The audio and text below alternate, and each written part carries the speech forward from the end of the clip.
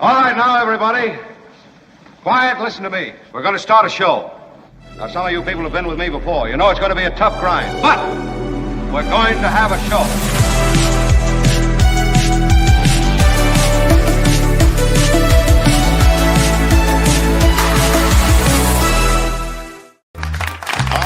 The Tuesday audience. Yeah, you know it.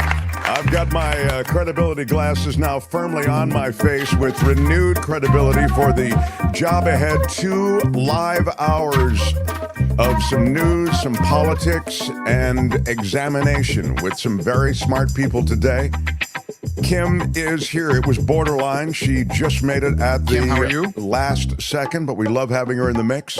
And Tony is here. Thanks, Tony. So punctual. We've been reviewing the show, and Anthony Davis joins us today from the Midas Touch Network. I've got some breaking news for you guys.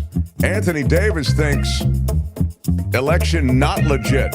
He thinks that there was manipulation of voting. He believes, we're going to kind of talk to him about what he believes specifically, but that it wasn't all on the up and up, and that maybe the Democrats are rolling over too quickly. So there's that. But before we even get to my darling Anthony Davis, I've got Jamie Miller, the big bad GOP Floridian. He's going to come here and kick my ass. Because I'm a Democrat and he's a Republican. I'm not really a Democrat, but I'm a lib to him. So he wants to kick some lib ass today. He wants to get in my face and say, I told you so. You guys are out of touch. And might there be some truth to that? Meantime, David Cay Johnston waits while all that's going on. And then David Cay Johnston, the Pulitzer Prize winner, the dean of Trumpology, moves in to a position that really only he could occupy comfortably, and that is to forecast on some level what Trump might do. Because when it comes to knowing Trump, David Cay Johnston is without peer. So that's a bit of what's happening today. Now, I did get an email before I get to some of the stuff that's going on. And, I love getting emails from Sheila. Sheila is a regular listener viewer. I've received a lot of positive letters. Who bottom lines things. First of all, her subject always essentially tips what her email is going to be. And her email is, they're brief, they're succinct, sometimes acerbic, like just toxic, nasty, or sometimes like effusively excited. Like she loves Anthony Davis, for example. But here she wrote, in the subject line, she writes to our email address, by the way, is the markthompsonshow@gmail.com. Wrong, wrong, wrong, exclamation point. And this is in capital letters. Wrong, wrong, wrong. And I'm thinking, uh-oh. That could be any number of things I'm wrong about. I mean, I don't even know where to begin. I need more information. And so she continues. Mark, your last statements on Kamala Harris are wrong, in capital letters. Kamala Harris ran a flawless campaign, stated her policies very well to those who were listening, and the only thing Biden did wrong was the way he handled Israel. Trump is who America truly is, a liar, a crook, and a racist nation full of dumbed-down, non-critical thinkers. Wow. What? And happy holidays, she says. No. It goes on. It all boils down to, quote, white fear. That's in capital letters. Not quote. Just white fear. So she feels it all boils down to white fear and wanting to stay in power. They are truly an evil lot. That is why they cheated in this election. Trump did not win. What? I know. So at the end, she reveals the fact that she feels, just as many Americans do, that there's more going on here than meets the eye. I embrace the brevity of her emails. I love the fact that they're only a couple of, because most people who send me an email send really long emails. I want to share them with you, but they're so long, it's sometimes hard to do. She gets right to it. Wrong, wrong, wrong. Mark, Kamala Harris was perfect, etc. I mean, I just don't agree that Kamala Harris is perfect, although I do think that the nation is in a place where Kamala Harris would have a tough time navigating it to the White House. Maybe I'll just put it that way. Yeah. But I really don't agree. I didn't think Kamala Harris was the person, but by the same token, I thought, and I think many have had this view, that Trump was so loathsome, the narrative that would follow a Trump victory would be so grotesque, so awful, so full of incompetence, so full of lobbyists, so full of crooks, so full of others who are just toadies to Trump. You can see what's happening right now with the sweepstakes that's going on right now to, for leadership in the Senate. You can see the kind of ass kissing going on to get various positions of power in a Trump administration. That these are not people who are sharing any sort of philosophical underpinnings. No, they are people who all share the desire to suck up to the emperor, and the emperor will bestow upon them a position of power. I did get another email from a listener who says, doesn't want me to reveal who they are. I've received a lot of positive letters. Hi, Mark. Please do not identify who sent you this, but I have a close friend back in the Midwest. He's a great person, religious, very educated, volunteers in the community, married to an educated. I love when somebody says somebody's religious. They get credit for that. Like that makes them better. He's a good person. He goes to church every Sunday, and who goes to church every Sunday? Yeah, Father McGillicuddy, who is sodomizing my friend Jimmy over there. Yeah, I mean, that's who. Religious means nothing to me. But I understand what you're trying to say, but I'm just making a point. So he continues. Very, very educated, volunteers in the community, married to an educated professional woman, overall a really good person, a good man, someone you'd want to have a beer with or go fishing with, he says. I got an email from him this past weekend. One of the things he commented on was the election. He's a Republican voter. This is what he mentioned. Quote, "The results are a clear indication many, if not a majority of Americans want a different course. Hopefully this opportunity won't be squandered," he said. Trump certainly has his flaws, but the other option was much more flawed by far, end quote. I don't understand how he believes or rationalizes the part about Trump certainly has his flaws, but the other option was much more flawed by far, or what specific flaws on both candidates he's referring to. But I know he is not a deplorable, nor is he garbage, and I just don't get his viewpoint. And I can guarantee that the Democratic Party doesn't understand this viewpoint or the voter either. And this is why, in part, I guess, Harris lost. Just an observation. I think the Republican Party successfully sold that idea that Kamala Harris really had plans for you and this country that involved a bunch of things that you wouldn't be good with. One of the best commercials, and I talked about this with Michael Schur, and I think we have a short that's going up, or maybe it's up right now about this. I don't know if it's quite clear as it was in the conversation with Schur. I felt that the spot that ran over and over in football and sports, and where you get to a lot of people, because NFL reaches men and women. Remember, I mean, it's the activity on Sundays and Thursdays and Monday nights, etc. The spot that ran over and over was Kamala Harris, wants to spend your tax dollars on gender reassignment surgeries for these illegal immigrants who are in prison. That has everything wrapped into a 30-second spot. It has so all of you people who kind of, or the people, I don't know that there are many watching us right now, but who feel like, I don't know, maybe they're not even aware of whatever general kind of misogyny they feel or whatever it might be, but maybe there's none of that. But anyway, it makes the point, she wants to spend your tax dollars, right? So now you're in the game, it's your money on, again, it's got gender reassignment, again, a wedge cultural issue. It's got illegal immigrants, which again is a massive issue as expressed and reflected in all polling. And then finally, in prison. All right, so she's giving my money to illegal immigrants who are in prison right now for crimes because they want gender reassignment surgery? No, she's not. But that is what was sold. And that cultural wedge issue, I do believe these wedge issues made a difference. And in the end, Kamala Harris is seen as a radical and Trump is seen as not a radical. That's, I guess, the way I'd put it. Trump spends way too much of my dollars on the who says that on golf at his own resorts. Thank you, Dave. Yeah. Well, he will be on the golf course a lot, but before he gets there, he's got a lot of plans and he's got a lot of interesting choices for the people he wants running Washington.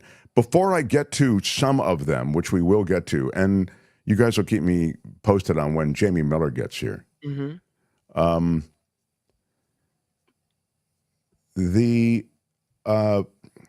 Can I just put a button on this?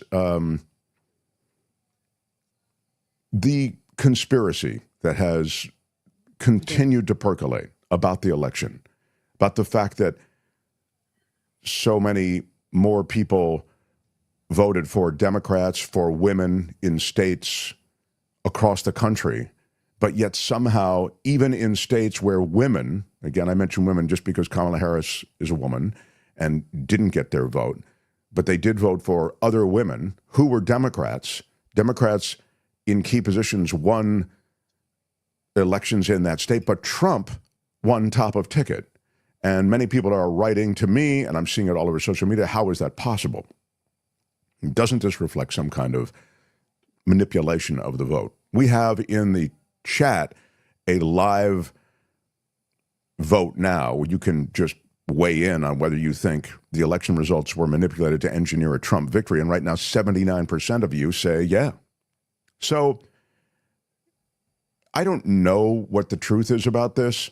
I'll say that there are these odd things that are happening right now after the fact, one of which is there's a quiet from the Republican Party. I mean, it's very quiet. This is a very noisy party. They're always ticked, angry, irritated, full of accusations and recriminatory rhetoric of one sort or another, and it's all quiet. Even Trump, who, when he won in 2016, was still full of that blowtorch of hate. He posted, I'm hoping that both parties can make this a peaceful transition or something like that. It was completely bizarre. I mean, it was probably written by somebody else, but he had to okay it. So the quiet alone makes me think something that was less than kosher might have happened. But here's a little something. And again, TikTok is the brewing ground, is the birthing ground for a lot of this. But go ahead, Tony, show a little bit of the and then we'll talk about this later after I speak with Jamie. If you can, please just give me a minute. You should see this. Russian presidential aide Nikolai Patrushev stated the election campaign is over. To achieve success in the election, Donald Trump relied on certain forces to which he has corresponding obligations. As a responsible person, he will be obliged to fill them. Are you understanding what I'm understanding? That the convict felon relied on Russia to win the election, and now they own him? Or at least he better come through on obligations? This is Russia saying the quiet part out loud. This is right in front of our faces. Listen, I joke around a lot, but I'm being very serious. I think the Russian invasion of the United States is about to be complete on January 20, and MAGA allowed it to happen. So essentially, who is that guy? I don't know who that guy is. I guess he's a guy. He says he's normally funny, but now he says, "Oh, you know." Okay. That's the beauty. That's the beauty of TikTok. It platforms anybody. But wow. And I don't even know, before everybody gets their britches in a bunch, I don't know how legit that is, just in terms of the Kremlin talking points now around what Trump is owed Russia. It's all a little overwhelming. The reason I play it is that I've heard it elsewhere, and I'm hearing it from friends of mine. And as I told you, Anthony Davis is going to come on. He is he's got a big following on Midas Touch Network. And we'll talk about this. So it's any number of things. You can also say, hey, this is just denial. You libs don't want to admit that you don't understand America the way Donald Trump does. Okay, I mean, again, but it's all out there and percolating. And so for that reason, just put a pin in it, and we'll get to it in a few minutes. I want to talk to Jamie first. And again, even within the conspiracy world, there are all of these different conspiracy scenarios that have followed the main one. And I'll make Jamie just wait for one more minute, because speaking of the Russians, I meant to play this for you yesterday. I just thought it wild how the Russian TV announced that Trump had won and was coming to the White House. And they do it with, they posted, they had nudes of, do you still have it? You got it, don't you? Here we go. This is the way it came across on Russian television. But look at the background. It starts with, fully clothed pictures. It goes right to Melania as a nude model. Do you see? I mean, it's the wildest thing. Yeah. It's like we haven't already seen that. Didn't we see that the last time around? In Russia? I didn't know that. I guess we already know that in America. They're just catching on in Russia. Yeah, no, I just thought it was interesting, that they would include it in this, what should be a fairly straightforward kind of news story about how the Americans have decided that Donald Trump is going to be the next president. Anyway, that's... My first thought when I saw that was that and talk about a conspiracy theory. I have nothing to base this on, no evidence and no source. But my first thought was, oh, that's a warning. That's a warning. We can play whatever video we want. We can put out whatever we want. You better stay in line. Yeah. I don't know. I mean, there are a lot of sideshows, I'd say, going on, and the main event's pretty interesting also. Melania is not going to the White House to meet with Jill Biden. I mean, typically the thing is, president-elect meets with the president, again, facilitate this smooth transition of power. There's going to be a sharing of information. There's an arm of government and money dedicated to that transition.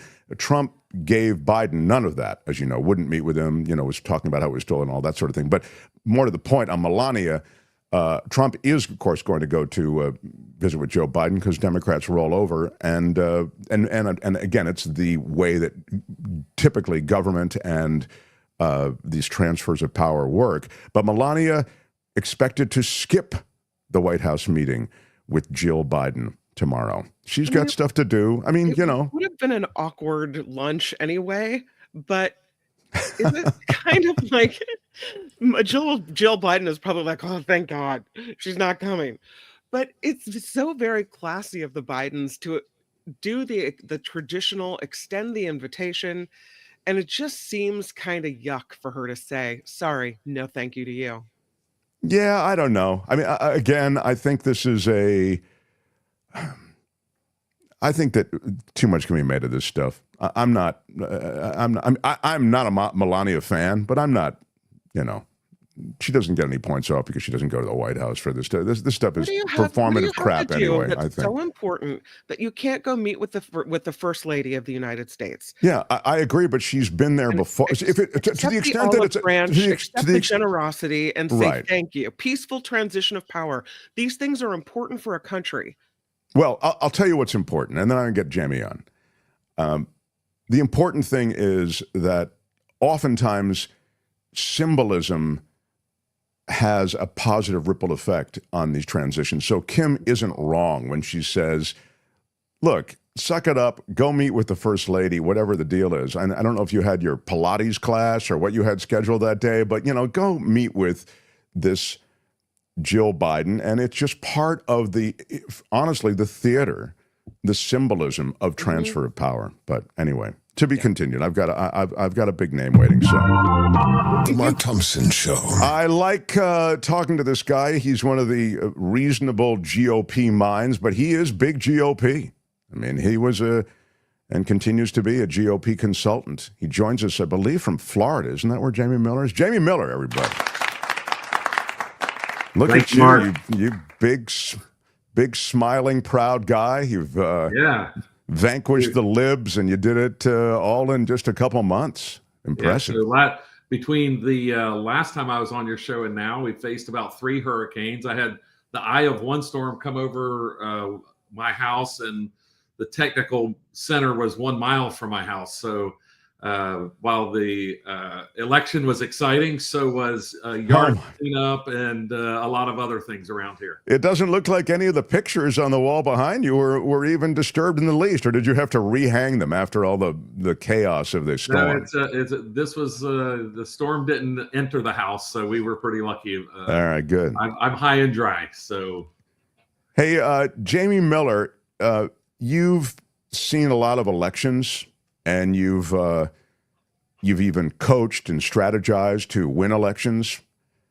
Tell me what happened with this one.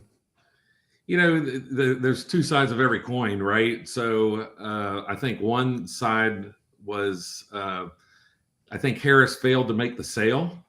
And you look at people like Democrats like Nate Silver and James Carville, who have said that I don't think she ever really explained to the American people who she was, what she wanted to do, and why she should be president.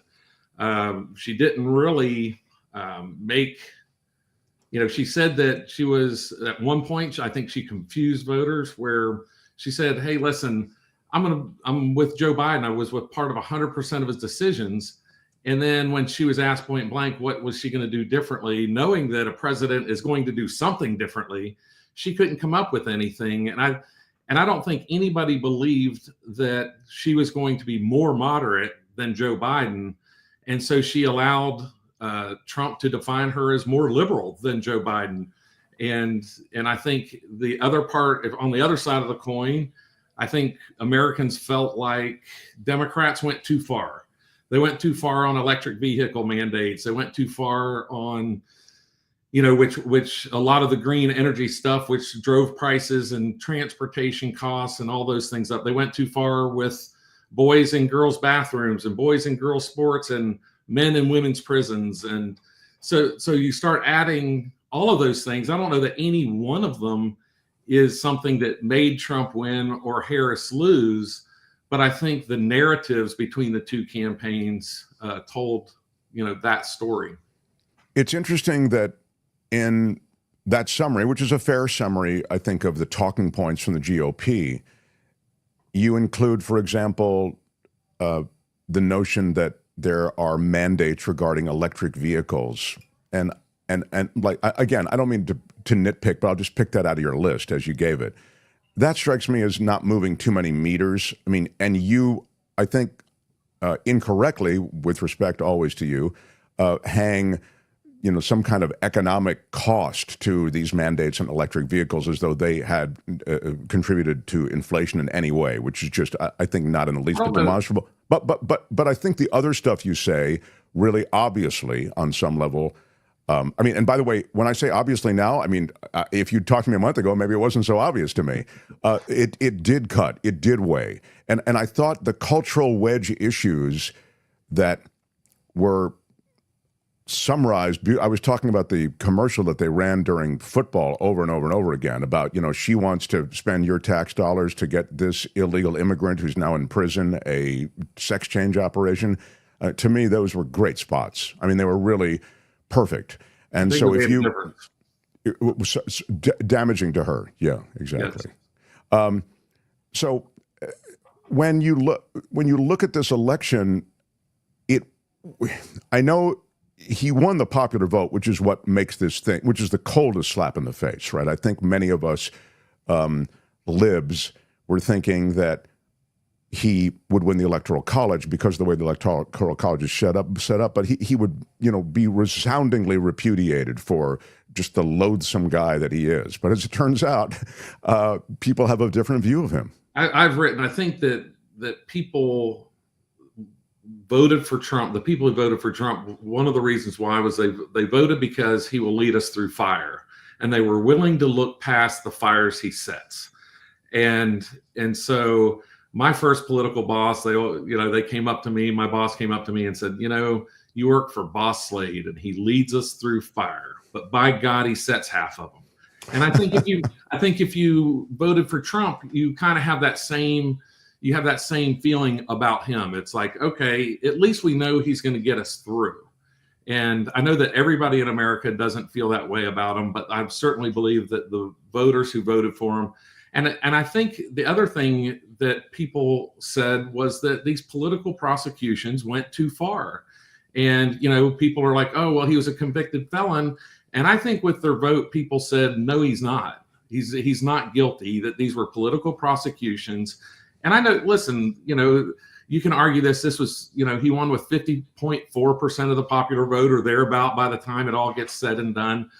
So it's a barely over 50%, but it's still about a 3-point popular vote win. And I think that those types of things made a difference. I don't want to say that electric vehicles made a difference in the mandate made a difference in the economy. I think it's just more of that heavy-handed government of, you're going to do this. And in Florida, for instance, we just faced these 3 hurricanes, and I kind of joked a little bit about it at the beginning of my spot. But, the truth of the matter is, if you have to, in Miami-Dade, Broward, and Palm Beach counties, you have the population of Maryland.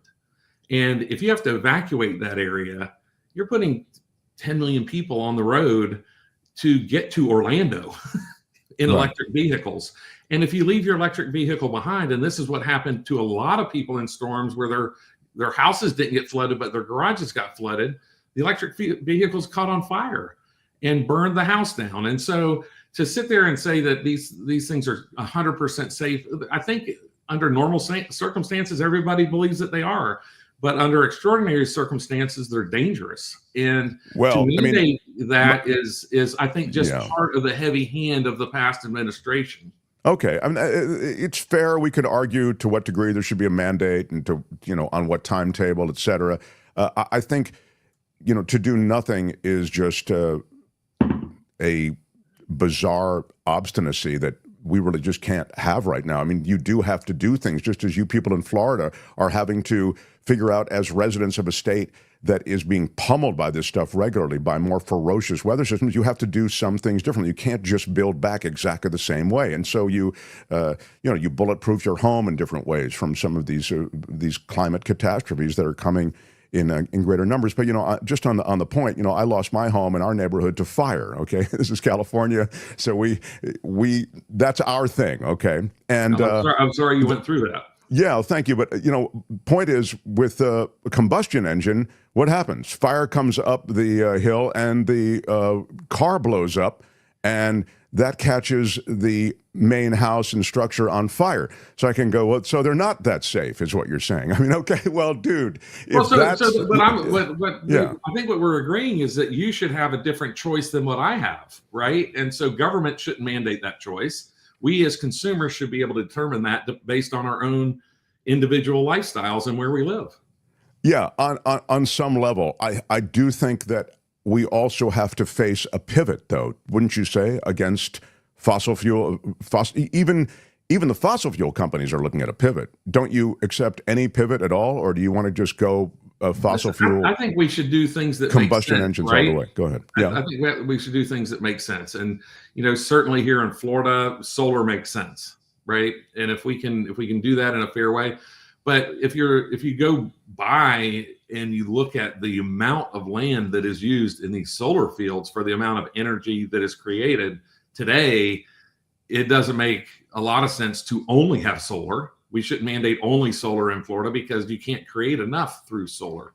And by the way, Mark, in just a very few short years, because of AI, because of electric vehicles, because of these other things, we're going to have to create 30% more electricity, certainly by 2030, probably before. And we're going to have to build the grid. Our grid isn't capable of withstanding that. So we're going to have to build the grid.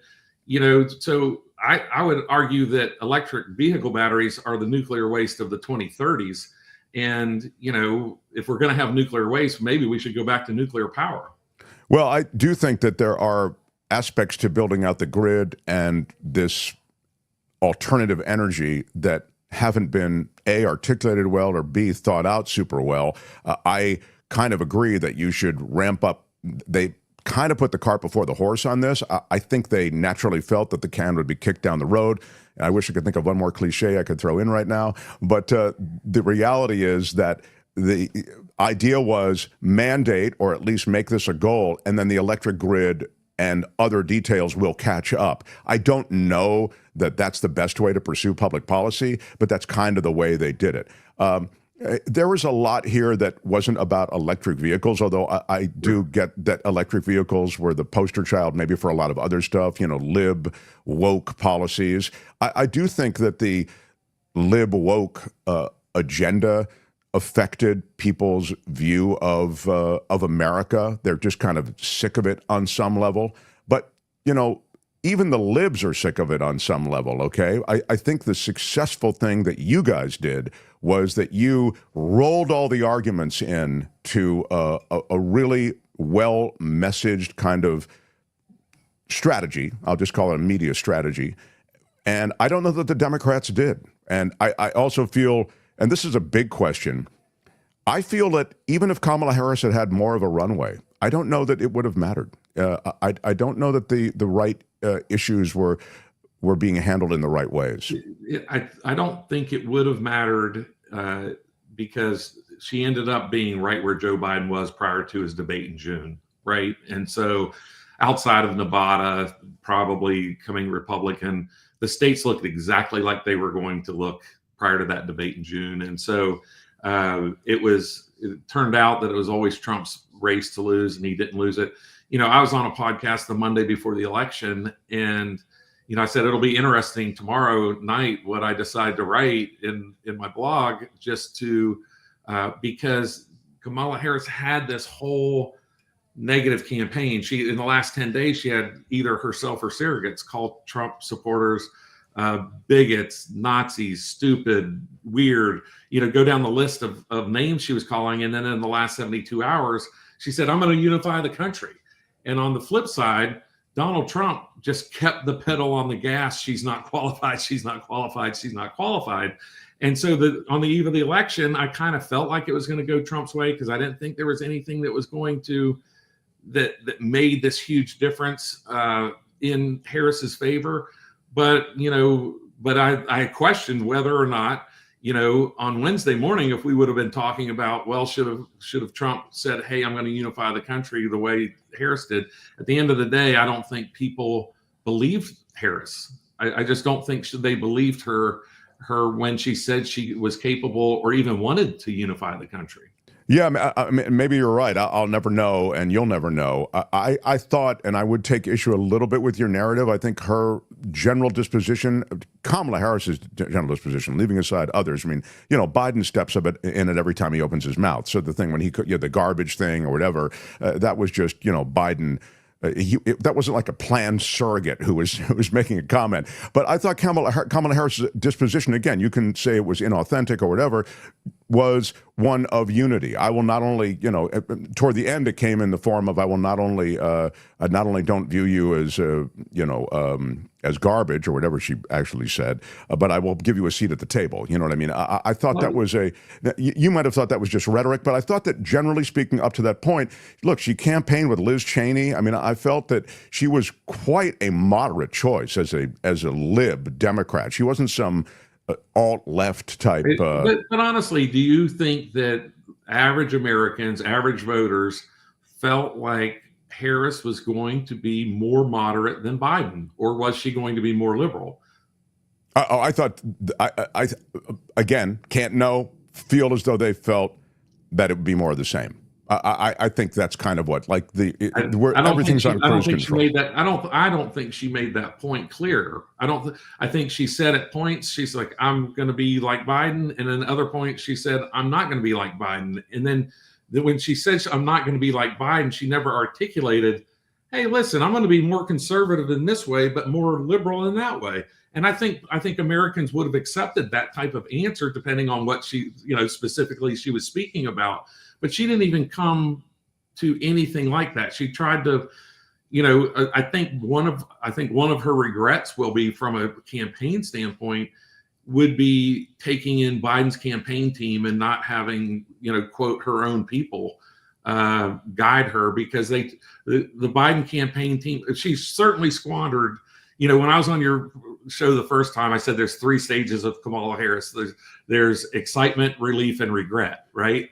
And so she squandered the excitement phase. There was a good 30 or 40 days until that first debate where she should have been out there speaking to every single outlet she could, not just The View, not just Drew Barrymore, but being out there in the world, capturing that excitement. And she really didn't. She should have been doing interviews. Remember, like by Labor Day, Republicans were saying, oh, it's been 60 days or 40 days, and she hasn't had a real interview yet. And then she finally sat down for a scripted interview that went okay, but not great. She had a debate that I think was a draw. You thought she won. But it was okay. It wasn't great. There wasn't. Well, the only reason she won is because I think he imploded. I didn't feel as though she distinguished herself so well in the debate. But the other thing I would say is that she, and I said this all along, she needed to make the podcast tour. That's the interview tour that she wanted. And I thought it was capitulating completely to the demands of the media that she sat down in the first place with whomever she sat down, MSNBC or whatever. I felt that was a completely concocted BS argument, birthed by the GOP successfully. We're not seeing her sit down and do a real interview like our guy who goes on Fox and Friends and gets a back rub every week to 10 days. I mean, come on. Trump. Back rubs are important, Mark. Yeah. Anyway, I love rolling around the schoolyard with you, and I have mad respect for your takes also. So let's continue this, and let's continue it. Let's continue it soon, because there's some extremely controversial appointments that are being spoken of and that likely will happen. And I'd love to keep this conversation going, because even you, and I think you are fairly reasonable, although, we're just getting to know each other. I think you and I can agree that some of these things might fall into the shocking category. And I don't know if you can say it, but once in a while you can just blink very quickly and indicate that that's what you believe. Well, I haven't seen it yet. We'll see. The proof is in the pudding, so to speak. The book is Reasonable Arguments. Jamie Miller, the GOP consultant, turned regular on this show. I look forward to the next time. Thanks, Jamie. Thank you, sir. Okay, thanks. The Mark Thompson Show. Yeah, it's interesting, too, that, when you talk to someone who's a GOPer, that they have a different sense of things and what the campaign was about maybe than you do, I think that was the case here. How different we could see it. And I have to say that it probably comes down to, what rallies was he watching when he thought that she really didn't mean that she was going to unite the country? Because over and over again, I heard her tagline, "You'll get a seat at my table. Right, I care about your opinions," right? Yeah, that's what I thought too. But I mean, again, his basic point is, but who believes her? It's not a question of him. It's not a question of Jamie. He's saying she doesn't make the. No, I agree with you. It's like, what does she have to do? But his perspective, like the difference between me and my blue bubble and, him in Florida and maybe a red bubble, it's just fascinating how different we see it. And I just wonder what the why is there. Is it a cultural thing between where he lives and where I live? Or is it an informational Well, it's not just Florida, though, Kim. I mean, Donald Trump won the election across the country. So, I mean, on some level, he's remarking on a phenomenon that extends well beyond whatever bubble he may be in. You know what I mean? Yeah. I don't know. I think it's intriguing. But speaking of intriguing, standing by now, The Mark Thompson Show. Yeah, I bring him on with a swoon, because he is someone who makes everything sound so good, because he's got that British accent thing going. He is from the Midas Touch Network, and he is a fan favorite. And he's also, my favorite Britisher. How about it? Anthony Davis, everybody. Yeah. Appreciate it. Appreciate you. Appreciate the whole thing. Yeah. Now.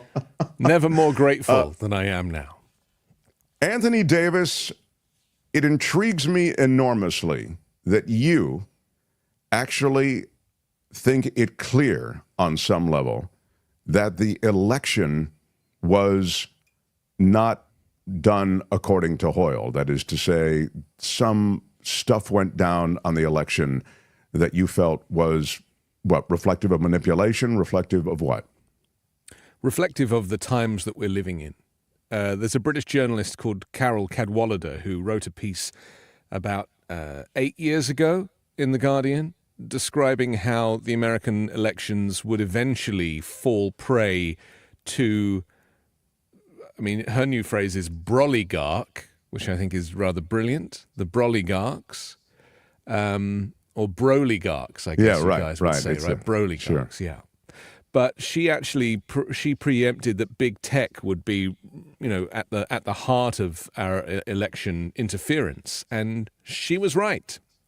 And she's done like a follow-up on her Substack. But it's very, very interesting. There she is. That this kind of movement now, where people like Elon Musk can spend $200 million in the final stages of an election, you can't argue that that's not going to have an effect. And I'm just talking about disinformation, really. This is what it is. And so this is why it's difficult to qualify. Was the election stolen? Was it rigged? I don't want to sound like a Trump supporter in 2020 who complains that Joe Biden had stolen the election, which of course he hadn't. And ironically, it was Trump who tried to turn that election around with a fake electors scheme. I'm not talking about any of that. I'm talking about the fact that we are in a post-democracy world now, or certainly a post-democracy America, where the tradition of you casting your vote and that vote being counted and you getting all of your information as to who you should probably vote for from 3 networks who are all basically singing off a very similar moderate hymn sheet. Those days are over. And so the question is, could you argue that having Elon Musk spend $44 billion on Twitter and us not really know why, to now him obviously changing the entire political narrative on X and then spending $200 million putting that money directly into this America super PAC and then taking on some of the subcontracting, the door knocking for the Trump campaign that didn't really happen in the end. It didn't seem to matter. And then him having conversations with Russia, having conversations with Putin. Clearly there is a relationship there that we didn't really know about. And now we obviously hear that Trump himself has a relationship with Putin. And then a couple of days ago we hear that a spokesperson from, I'm not sure which arm of the Kremlin it might have been, basically came out and said, okay, so we rigged the election for Donald Trump. What's he going to do for us now? Right. We ran that at the very beginning of the show. It's kind of wild. Yeah. So this is the point that I'm making is like, where are we in terms of what you can call election interference versus disinformation campaign? Is it all one of the same? And so I'm now starting to think that, because I didn't enjoy listening to your previous guests taking a dump on Kamala Harris. I really didn't enjoy that. In hindsight, because we're all looking for answers, aren't we? And we're all trying, did she do enough this, like he was saying? Did she give enough interviews? She ran a fantastic campaign. Are you kidding me? She made me feel things that I haven't felt for years when it comes to politics. She should have won the election. But what chance did she stand up against a disinformation machine that was funded by the richest man in the world, the largest country in the world and one of the wealthiest, Russia, Iran, who were meddling as well, and probably China? What chance did she and little Tim Walz stand up against this gigantic information machine? I mean, Facebook were probably in there as well, of course, or Meta, whatever it's called. We know that Zuckerberg thinks that Trump is badass for punching the air after being shot. So I just really honestly feel like the unfairness of American elections has really been laid bare. And this is now what we're going to have to look forward to. And so when you say, is Trump ever going to leave? Well, yeah, he might pretend to have an election like Putin pretends to have elections. But, you have no chance of getting any votes or enough votes for the opposition, i.e. the Democrats, because the disinformation machine is so significant. Yes, it's the Stalin thing. It's not about the voting, it's about the counting. Yeah. Larry says, what she did in 107 days is amazing. Stop faulting her and the party. It's fair, Larry, to say that. And I agree. But what Anthony's talking about, and I think what that Atlantic piece was speaking of, is something that's, excuse me, happening in the culture. And it's played out in crests, if you will, that wave crests at election time. And that speaks to this, the way that information is wired up a certain way. And so you really can't beat back that propaganda. I mean, it's an immense propaganda machine, X and Fox News Channel, and just those two alone. And I thought that they waged a really effective propaganda campaign, given the fact that Donald Trump was just a fire-breathing dragon of hate on the stump.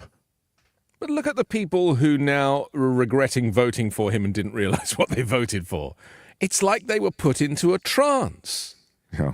Right? It's as if they were like, yeah, got to vote for Trump because, a lot of Americans I've noticed through my research have answered the question, why did you vote for a certain candidate? And the ones that say, I don't vote, say, I just don't want to get it wrong.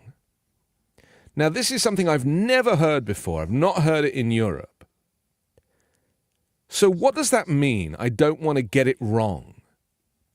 That means that people don't really know much about politics. They're not engaged with politics. They don't know much about the candidates. And they don't want to screw it up for their country because they want their country to have a good president, which is fair enough. So if you apply that logic of I just don't want to get it wrong to the people that did vote for Donald Trump, who are now regretting it, they obviously voted for Trump because they didn't want to get it wrong. And there was a fear with Harris that by voting for her and not really knowing necessarily what she stood for, or maybe because she was leaning so heavily into women's rights and trans rights and human rights, that Donald Trump was an easier choice because there was more clarity and they recognized him off of Home Alone 2. Right? So maybe... I'm just trying to analyze the psychology of those that voted. So, because now, of course, there's a lot of these vox pops going on of people saying, so why did you vote for Trump? Oh, well, because he's going to make things cheaper. No, he's not going to make things cheaper. He doesn't have those. Oh, but he said that he would. Yeah, but he lied to you. He lied to me? Yeah, he lied to you. You're kidding. Well, I mean, that's it's not the even response good that we're getting now from people. It's not even going to be that he, that he lied or whatever. You end up, there's a blame game. They'll always spin that the Democrats are the reason that we can't give you the thing that we told you we were going to give you. Yeah. I mean, I think on some level that's always the default. But it's not even about that anymore, is it? Because, we used to call the propaganda, when it was more moderate and traditional, it was called electioneering and campaigning. So you would have to follow through with your promises. And Trump likes to rewrite history and say, last time I did everything I said I was going to do. And so he's brainwashed people into saying, well, Trump does what he says. That's what, when people voted in 2020, they were like, we voted for Trump because at least he does what he says he's going to do. Except he didn't build the wall and get Mexico to pay for it. All that stuff he didn't do. My fear is this time around it's different. He's definitely learned from before. And from what I'm reading, he is going to be heading into this administration in a more authoritarian fashion than we could have even imagined. Like, whatever your worst fears were for this administration, you need to double it and triple it. Because some of Mike Huckabee Sanders, are you kidding me? They've just announced him. Like, as the former governor of Arkansas, as the ambassador to Israel. Are you kidding me? Oh, my God. Yeah. So this is going to be worse than, Darth Vader's evil empire and the emperor. This is going to be a whole new level of hate and negativity and extremism that America has never seen. And there are no guardrails to protect everybody else. Michael Peacock says, I don't understand why the mainstream media and places like Midas Touch are so dead set on accepting the results fully, knowing that he tried cheating in 2016 and 2020 and here in 2024? Like, why would we swallow this as a legit election, given his dogged determination to cheat one way or another? Because we are vehemently pro-democracy. And unfortunately, that means that we are rooted in the system that we have. We believe in the system that we have. Now, the point I'm making is that I don't necessarily think he infiltrated the system. He infiltrated the information space, which sits above the system. The system is like the operating system, right? You go, you vote, Dominion or whichever machines tabulate your votes. I don't think he hacked those. I don't believe the story about Elon Musk using Starlink to communicate votes. And then because we had this misinformation from Joe Rogan, surprise, surprise, about him saying, oh, Elon had this app and he knew the results 4 hours before everybody else. Right. Yeah. I mean, these things So you don't. This is interesting. I didn't mean to interrupt, but you don't believe that it was manipulated by getting into the actual voting system via Starlink tabulations. I mean, no.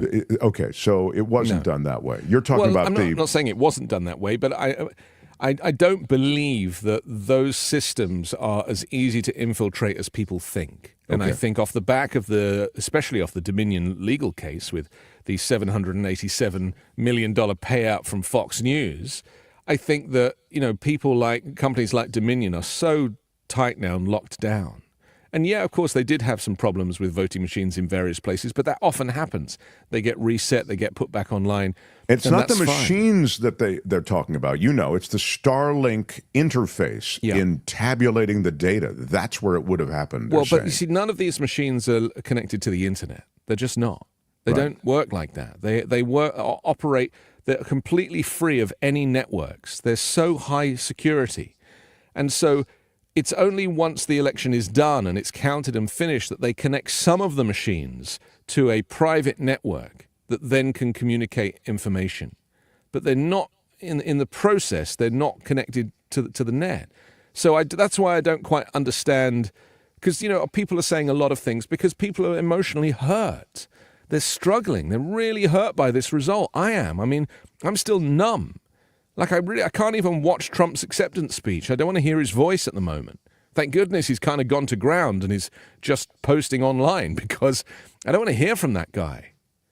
But I fear that as it's playing out and some of the choices that he's making, bringing this cabinet together, now confirmed Stephen Miller, Deputy Chief of Staff for Policy.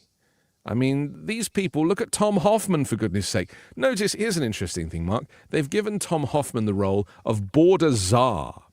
Now, that was never a role. That was an invented name that Republicans gave to Kamala Harris because they wanted to hold her responsible for the southern border.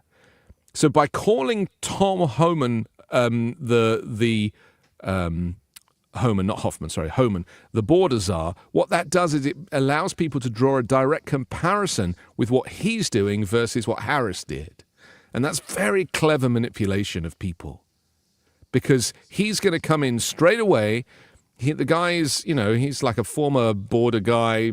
He's talking about the mass deportation of these undocumented immigrants. He was the acting director of immigration under Trump last time. He's a Project 2025 author. He's a Heritage Foundation fellow. This guy is as extreme as it gets, and he is not going to pull any punches. He don't care a jot about immigrants.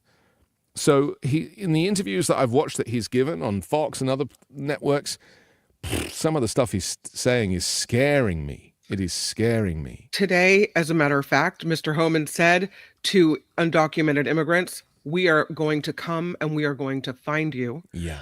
Yesterday, or the day before, I believe he told Democratic governors, get the hell out of our way. Wow. Yeah. Here's another quote for you. He said he was going to run the biggest deportation force this country has ever seen.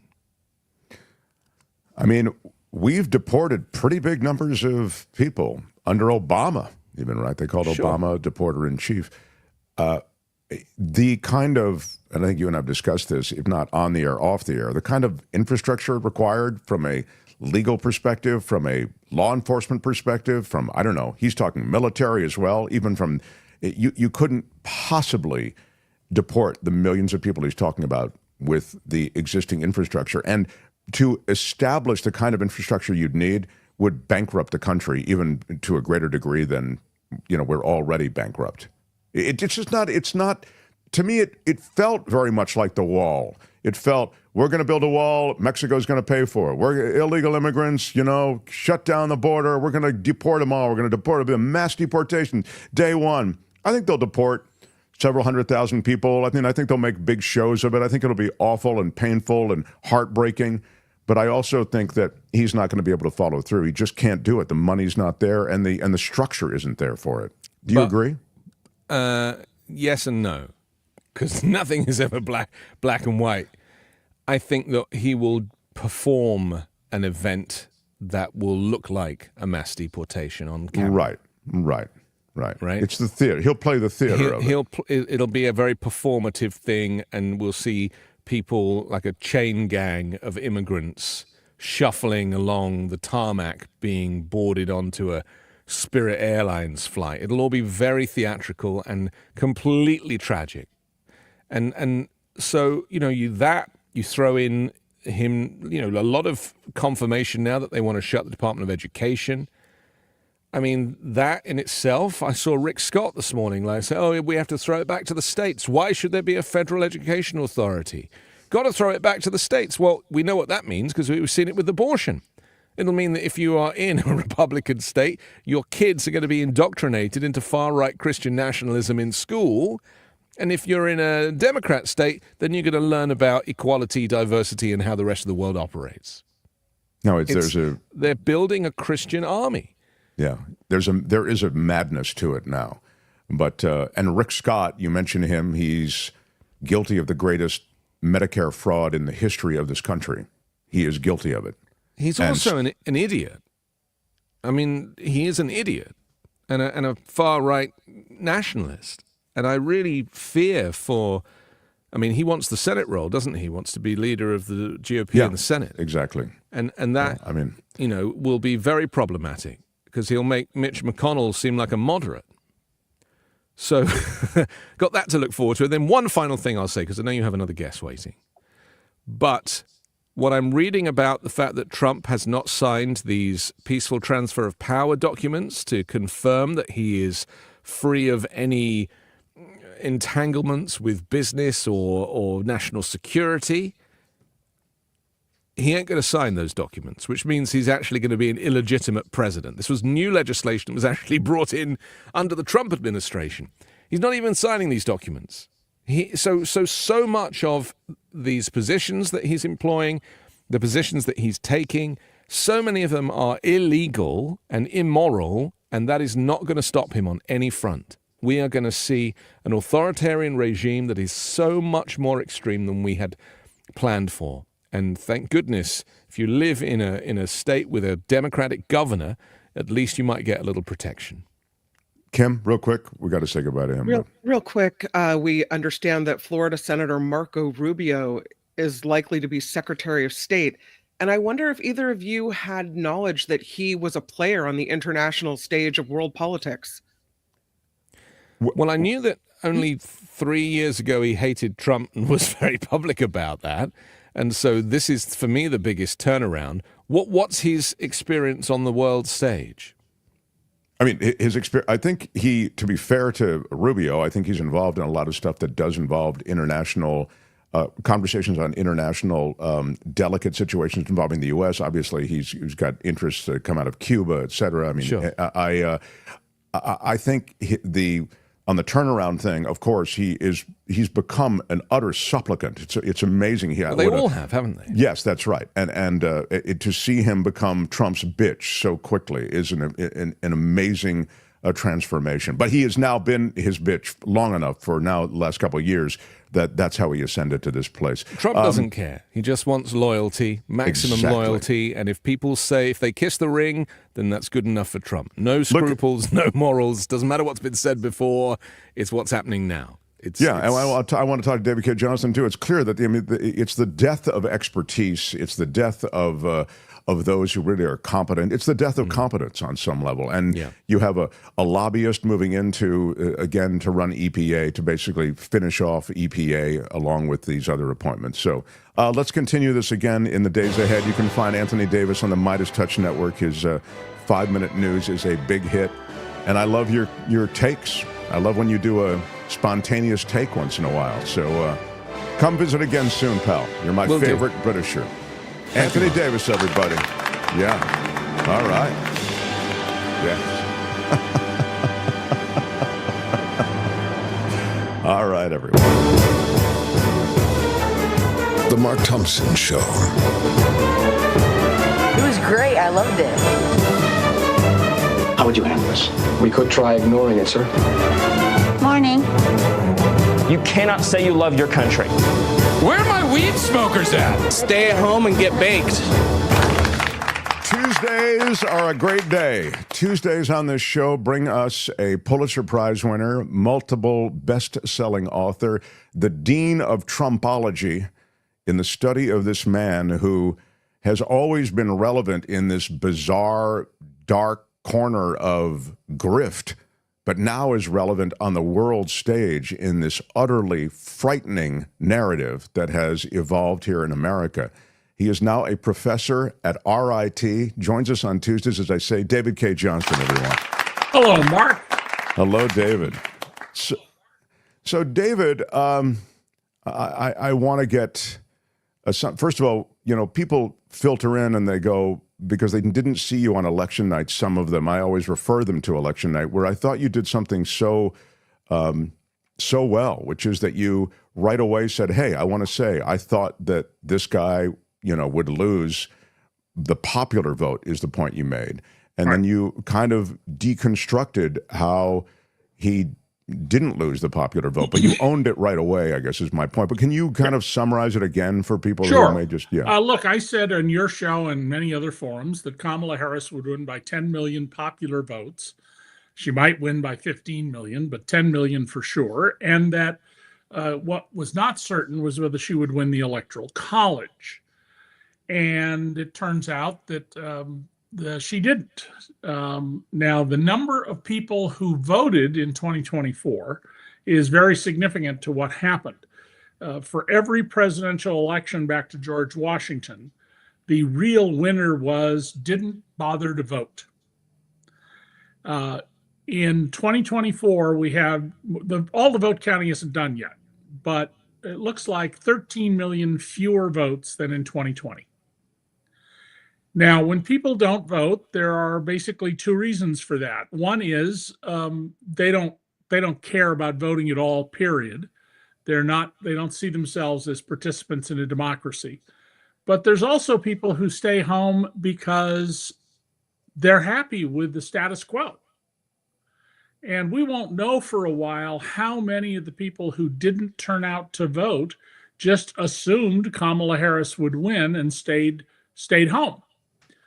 But now that the Republicans have, it looks like a trifecta. I mean, it's not fully settled yet, but I think they're going to control the House. Whatever happens in the next 2 years, they can only blame on themselves.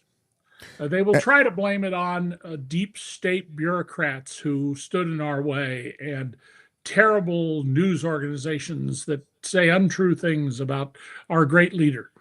But the fact is, controlling the White House, the Senate, the House, and the Supreme Court, they should be able to do anything they want. And it'll be interesting to see, because that should mean that in 2 years, they either strengthen their majorities because their policies have turned out to be terrific, or they get a huge backlash. Let me just ask you about the vote, and then I want to talk about some of those policies and the wedge issues that likely might have turned the vote. Do you believe the vote was legitimate, David? Oh, of course Cay it was.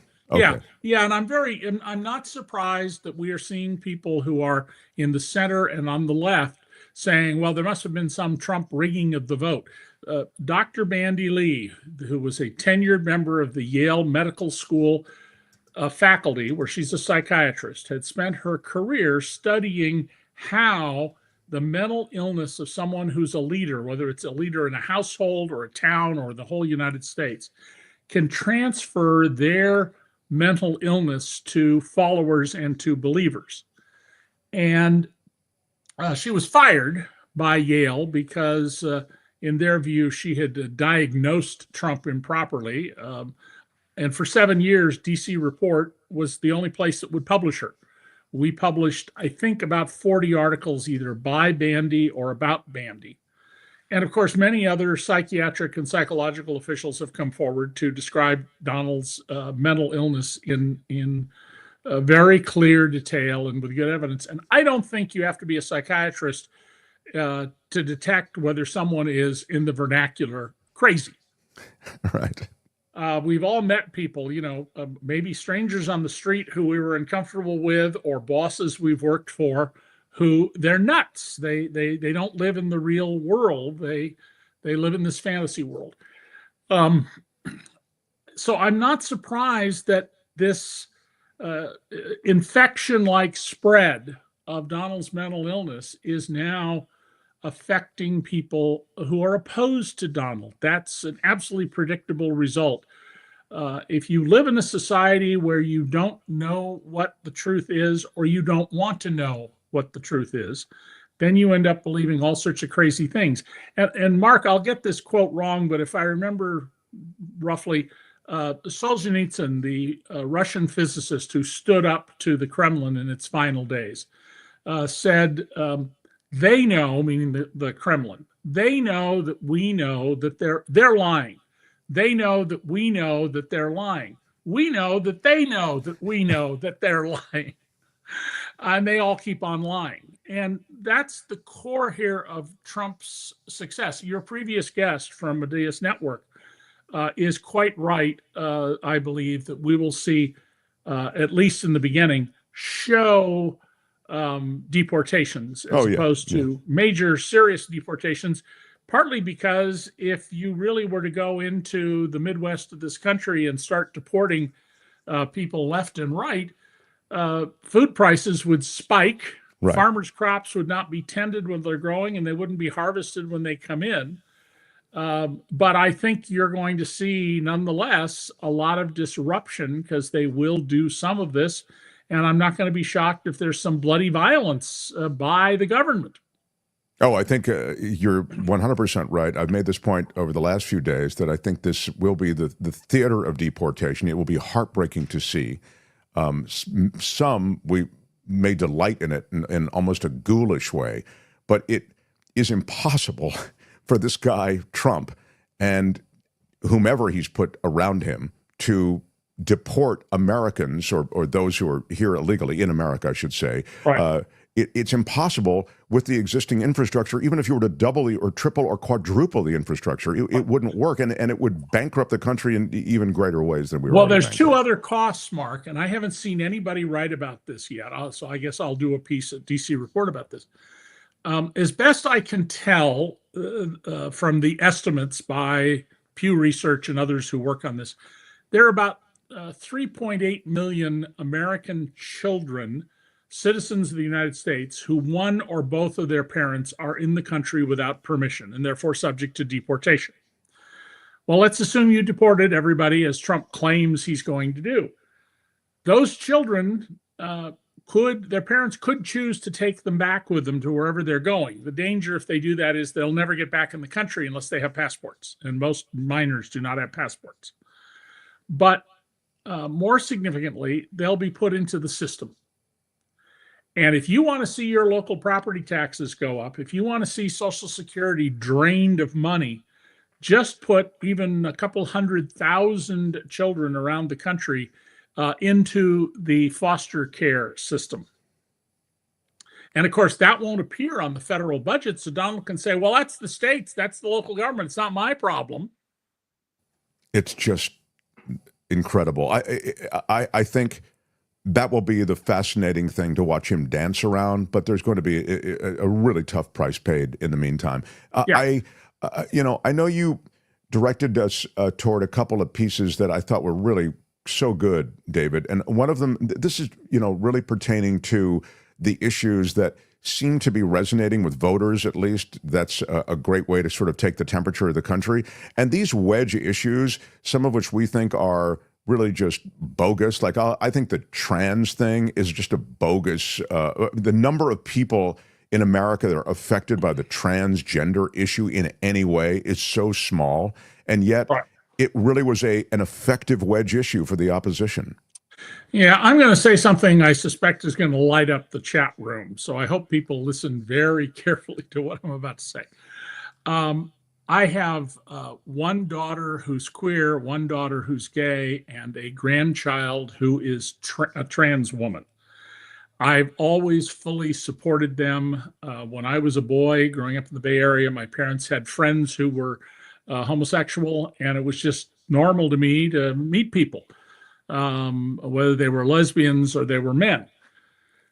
But clearly, there is a huge segment of the population that is incredibly uncomfortable with gay people. One of our Supreme Court justices, according to a book I've read, said to his clerks he'd never met anybody who was gay in his life, and one of the clerks pointed out that every single one of his clerks was gay. I didn't know. And there are many people, even who are generally supportive of equal rights for everybody, regardless of their gender, are uncomfortable with trans, particularly trans among teenagers. And I think this is not a hill the Democrats want to die on. One of the articles I sent to you was about Seth Moulton, who's been a leading political scientist critical of Donald Trump at Tufts University in Boston. Very thoughtful, insightful reporting by him. But he has come under withering criticism. Some people want him fired from the university because he said, look, the Democrats, you're on the wrong message. You want to win elections, you got to get off of, we have to defend trans rights at all costs. That's just not a winning strategy. And I think he's right about that. That doesn't mean that we should now, adopt hate or anything else. It simply means Democrats want to win. They need to go back to their historic message. They're here for working people. They're in favor of unions because there's no way to raise wages without unions. Pope Francis, for those people who are religious, said in 2014, there is no economic justice without unions, because almost everybody's a commodity. You were a radio host, and you were paid connected to the size of the audience that you could attract and retain. I sell books. So we are somewhat in the market of the competitive capitalist market in America. But most radio announcers, people who don't have their own show, most journalists, police officers, secretaries, retail store managers, they're commodities. You can replace one with another. And companies, so you and I had a little bit as talent that we could get a premium for ourselves, but we're the exception to the rule. So we need to recognize that what's happened since Reagan killed the New Deal is workers' wages have fallen in real terms as union density has declined. And so two numbers for people that I just worked on. Every year I analyze the wage data from Social Security. For years, I've been reporting on how the median wage, the halfway point, half of people make less, half make more, has been pretty flat, but the average wage has been going through the roof. So there's this growing chasm between the bottom half of workers and the average and people at the top. Under Joe Biden, that reversed. In fact, from 2023 compared to the year before, 2022, the average wage grew 20%, but the median, the halfway point, grew 25%. When you're dealing with huge nationwide numbers with 173 million people who had a job, 20% more growth at the bottom is an enormous shift, just absolutely enormous, and a sign of enormous success with his policy of lifting up people basically up to about the 90th percent level. The second is, just before we went on the air, I pulled up the growth in wages since 2000 and the growth in corporate profits. Total wages in this country. Remember, the population today, 345 million people. It's a lot bigger than it was at the turn of the millennium. That grew 1.4. For every dollar people got back then, they're now getting $1.40. Not individually, the total wages everybody paid. The size of the wage pie. And that was over what time period, David? Over what time period? 2000 to 2023. Okay. It grew 45%.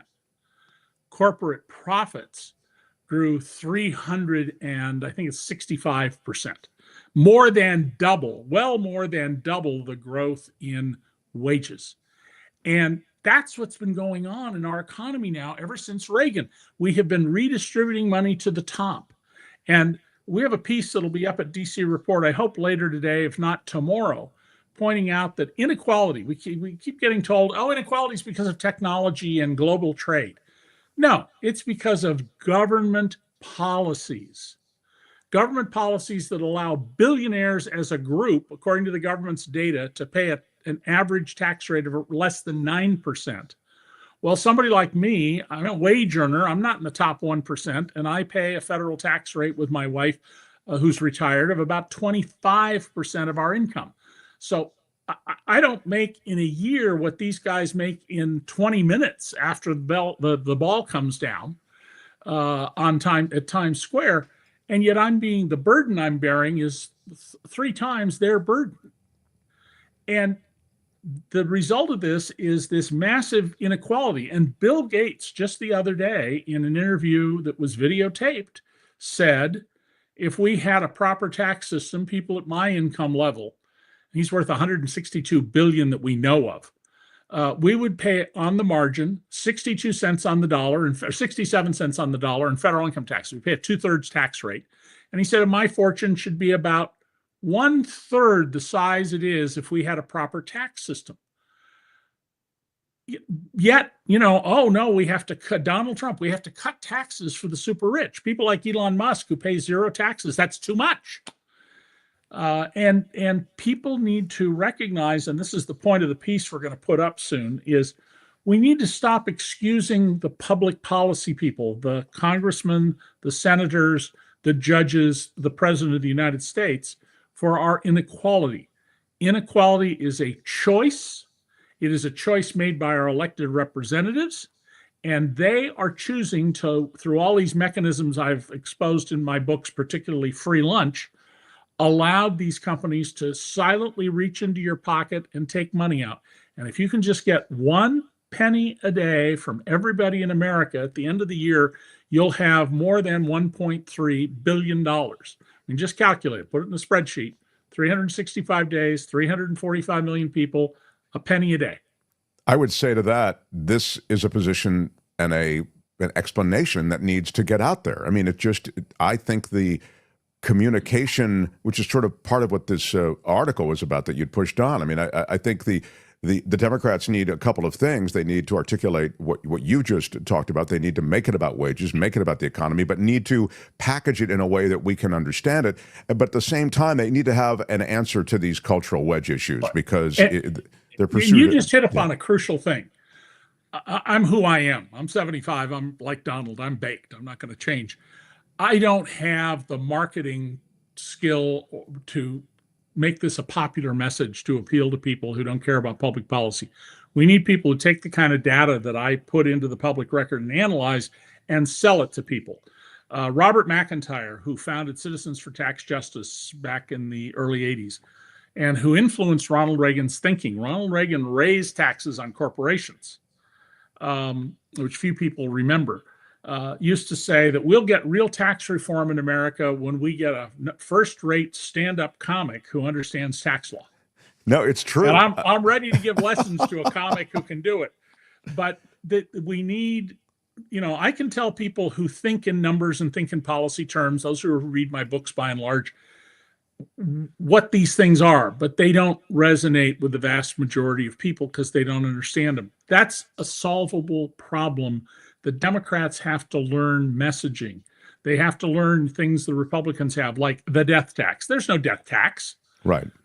But the labeling of issues in easily managed ways. I mean, isn't that what they do? And they That's right. and yeah, but to the point, I want to bring up this. I want to get back to immigration, because immigration was the other thing that really carried it. No Contendo says, David Cay Johnston, will there be no-knock warrants?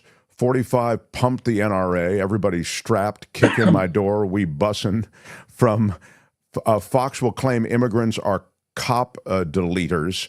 Rental, mortgage properties, car loans, credit, industry risk. Can you speak to some of these things that are included? I don't expect that Tom Homan and Trump's Minister of Hate, Stephen Miller, to do this stupidly. They're not trying to damage Trump. They're trying to build more support for him.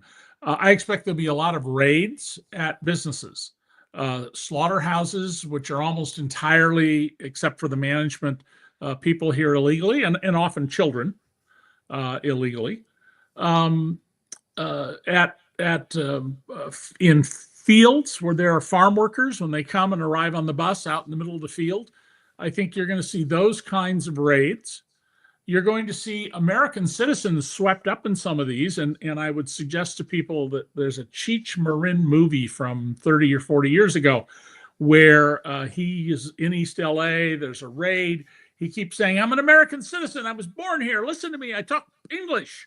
And they throw him across the border in Mexico, and he can't get back in. Now, there are ways to solve that problem, but the movie itself is about to become real life. There will be American citizens who will be arrested, detained, and deported. And there'll be a lot of news coverage about that. And places like Fox will go, oh, well, it was only 146 people, as if it doesn't matter. Thank you. Born in East LA is on the screen for those of you who watch on the internet. But I don't think you're going to, they can't deport 11 million people without an enormous expansion of the workforce to do it.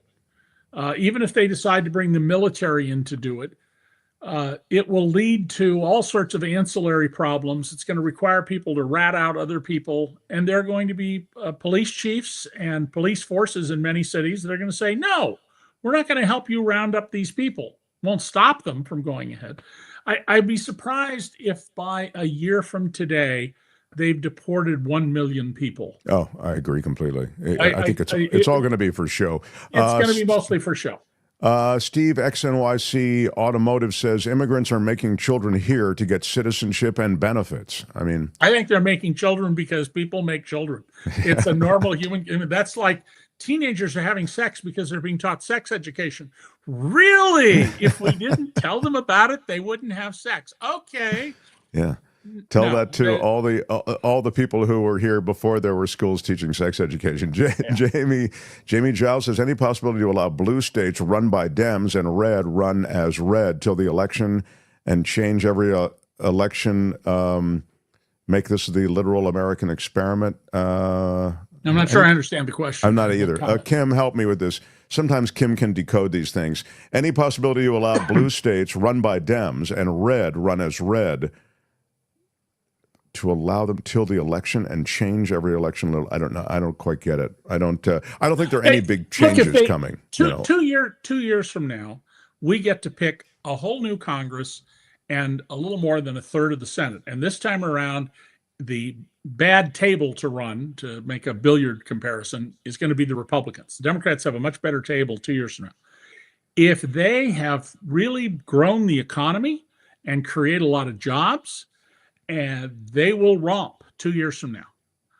But there's no economics in the world by which you can cut taxes on the people who pay most of the taxes, well-to-do people, reduce the federal deficit, and lower interest rates. That's a triangle that doesn't work. And so if now that they're free to do, assuming they get control of the House, whatever they want to do, if voters are unhappy, there will be a huge change 2 years from now.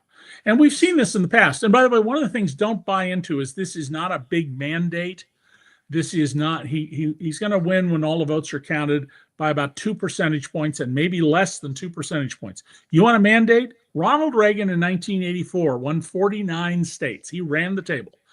Lyndon Johnson, biggest mandate of all time in 1964. Those are mandates. This is not a mandate. This is winning an election. He won the election. He's going to be president of the United States again. But he doesn't have this mandate to do any damn thing he wants, which he's is, of course, feeling it, David, and fine. I think he's feeling it sort of mandate adjacent because of the control of the legislative bodies. You know, he's got it all now, got the court and Congress, right? And he's asked for something that should really alarm people. I know it's hard. This is a little difficult, perhaps, to grasp its significance, but he has asked the U.S. Senate to not give its advice and consent on his appointees.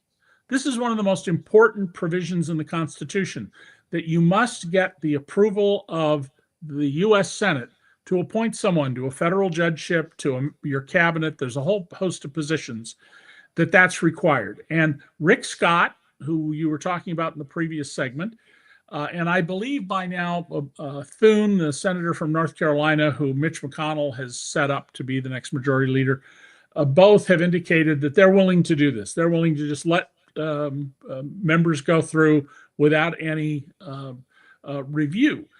The second thing people should really be on the watch for, and I was warning about this back in 2016, if Donald Trump begins firing generals and admirals, and he has just reiterated he's going to fire every woke general, that indicates he is trying to set up a military dictatorship. We have done a remarkable job in this country of having a highly educated, professional, and non-political military officer corps. But there are always, in all societies throughout history, junior officers, captains, majors, lieutenant colonels, lieutenant colonel's not quite a junior officer, but who will sell out their country for their own glory, for their own political beliefs. And so if Trump starts mass firing people like this, who in the general officer corps, that should be very troubling. They're planning to fire people in the Justice Department unless they are willing to bring baseless prosecutions of people. Now, they've also indicated they're going to call up General Milley. If you're a United States military officer, you're subject to call up to the age of 70. Milley's still in his 60s, so they can court-martial him. Of course, to do that, to convict him in a court-martial, they have to get other generals sitting on a court-martial panel to convict him, and they may not do that. It may cost them their positions. Trump may demand, if they don't do it, that he'll fire them. But, if you got the bravery to put your life on the line for the country, I don't think you're going to sell out because you're a chicken that you'll get fired from your military position by Donald Trump. It'll be noisy anyway, which I think is something that Trump doesn't necessarily want. I mean, he likes chaos, but you know this so well because this is your world, the Trump world. He likes chaos, but I don't know that he likes to be the guy who looks like he's breaking too many things, right? No, that's right. No, Donald, at the end of the day, Donald isn't smart. He's appallingly ignorant, but he's very feral. And he knows when he's getting cornered. He knows when he's at risk that something bad will happen to him.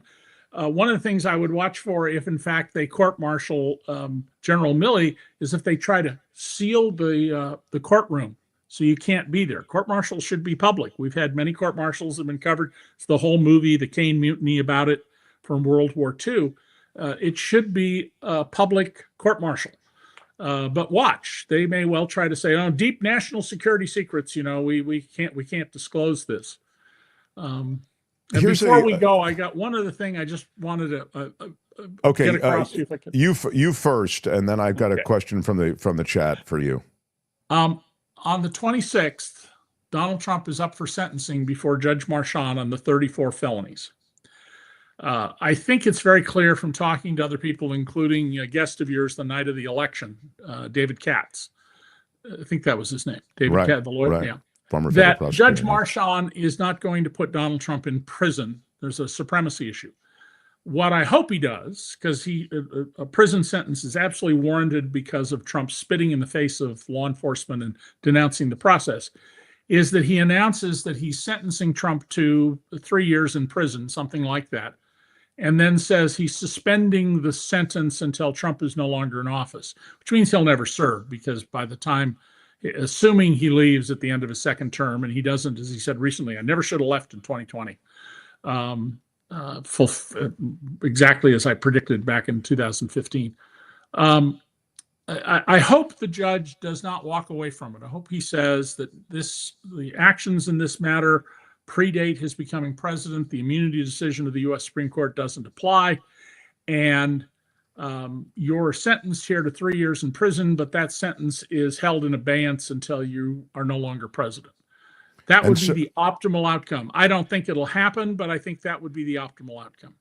This is interesting. The delay. What was that, Kim, that you just put up there? A New York judge is delaying his decision on whether to set aside President-elect Trump's hush money thoughts. So that's going to be. Is it the 26th? As you said? 26th was the scheduled date, and the legal pressure is clearly on Judge Marchand to let Trump off the hook. Sure. And I'm sorry, we are not a nation of men. All people are supposed to be equal between the law. The President of the United States, justice says, can't be prosecuted while he's president. Well, he was prosecuted when he wasn't president for acts before he was president, almost entirely, and he should be held to account just like you and me. But the saddest thing, of course, is that the documents case, which would have really been, I think, unsurvivable for him. Absolutely. If it went to trial, he was, there's no way. Never will see the light of day. Yeah. Evelyn, as we close out with David Cay Johnston, I work in a children's hospital ER in Texas, she says. Starting on November 1st, by executive order of the governor, all emergency rooms are required to ask legal status of immigrants upon admission. Wow. Now, Show me your papers. Welcome to South Africa, United States version. Wow. It's disturbing in the extreme. We got to wrap up. David, you're so generous with your time. Love talking to you. You can find David's writings across the world of the internet, but at dcreport.org most especially. And of course, if you can manage it, if you can pass the entrance exams, maybe you can go to Rochester Institute of Technology. That's where you'll find him as a professor, and you'll find him here on Tuesdays. Thanks so much, David Cay Johnston. Take care. Good to see you. All right. The Mark Thompson Show. What a smart guy, you know. Love our Tuesdays with David Cay Johnston. I'll try to get to a couple of things right now. No Contendo says prison stocks are way up. Housing, transport, contracts are ready. This will disproportionately impact blacks and Latinos. What proof of citizenship do we need, and how soon? Or is there a right to appeal? People with thick accents get swept up? Yeah, exactly. I mean, that's the lunacy of this. We just don't know what is going on yet. And so it is. I saw this from Jared as well. Sorry, just to finish this and then I'll shut up. I hope my hypothesis is correct. I think the Democrats played 3D chess to Trump's checkers. If not, then the Democrats are not as smart as I thought they were. Well, it's a really hidden 3D chess. If it is a 3D chess, Jared, I don't quite see it. I mean, you know, the Democrats do have certain congressional powers, and they have the power of the filibuster, et cetera, but I don't see the 3D chess of this yet. So stay in touch, Jared, and maybe there is, I guess it's Jared, right? Jerrod. Could be Gerard, maybe? I think Jared. Jared is... Anyway, really stay in touch, Jared, and we'll see. I think skepticism is healthy, and I wish the results were not declared before an investigation was made. What do you think? James Giles says that, of course, the skepticism is healthy. On the second part where you say, I wish the results were not declared before an investigation was made, what do you think?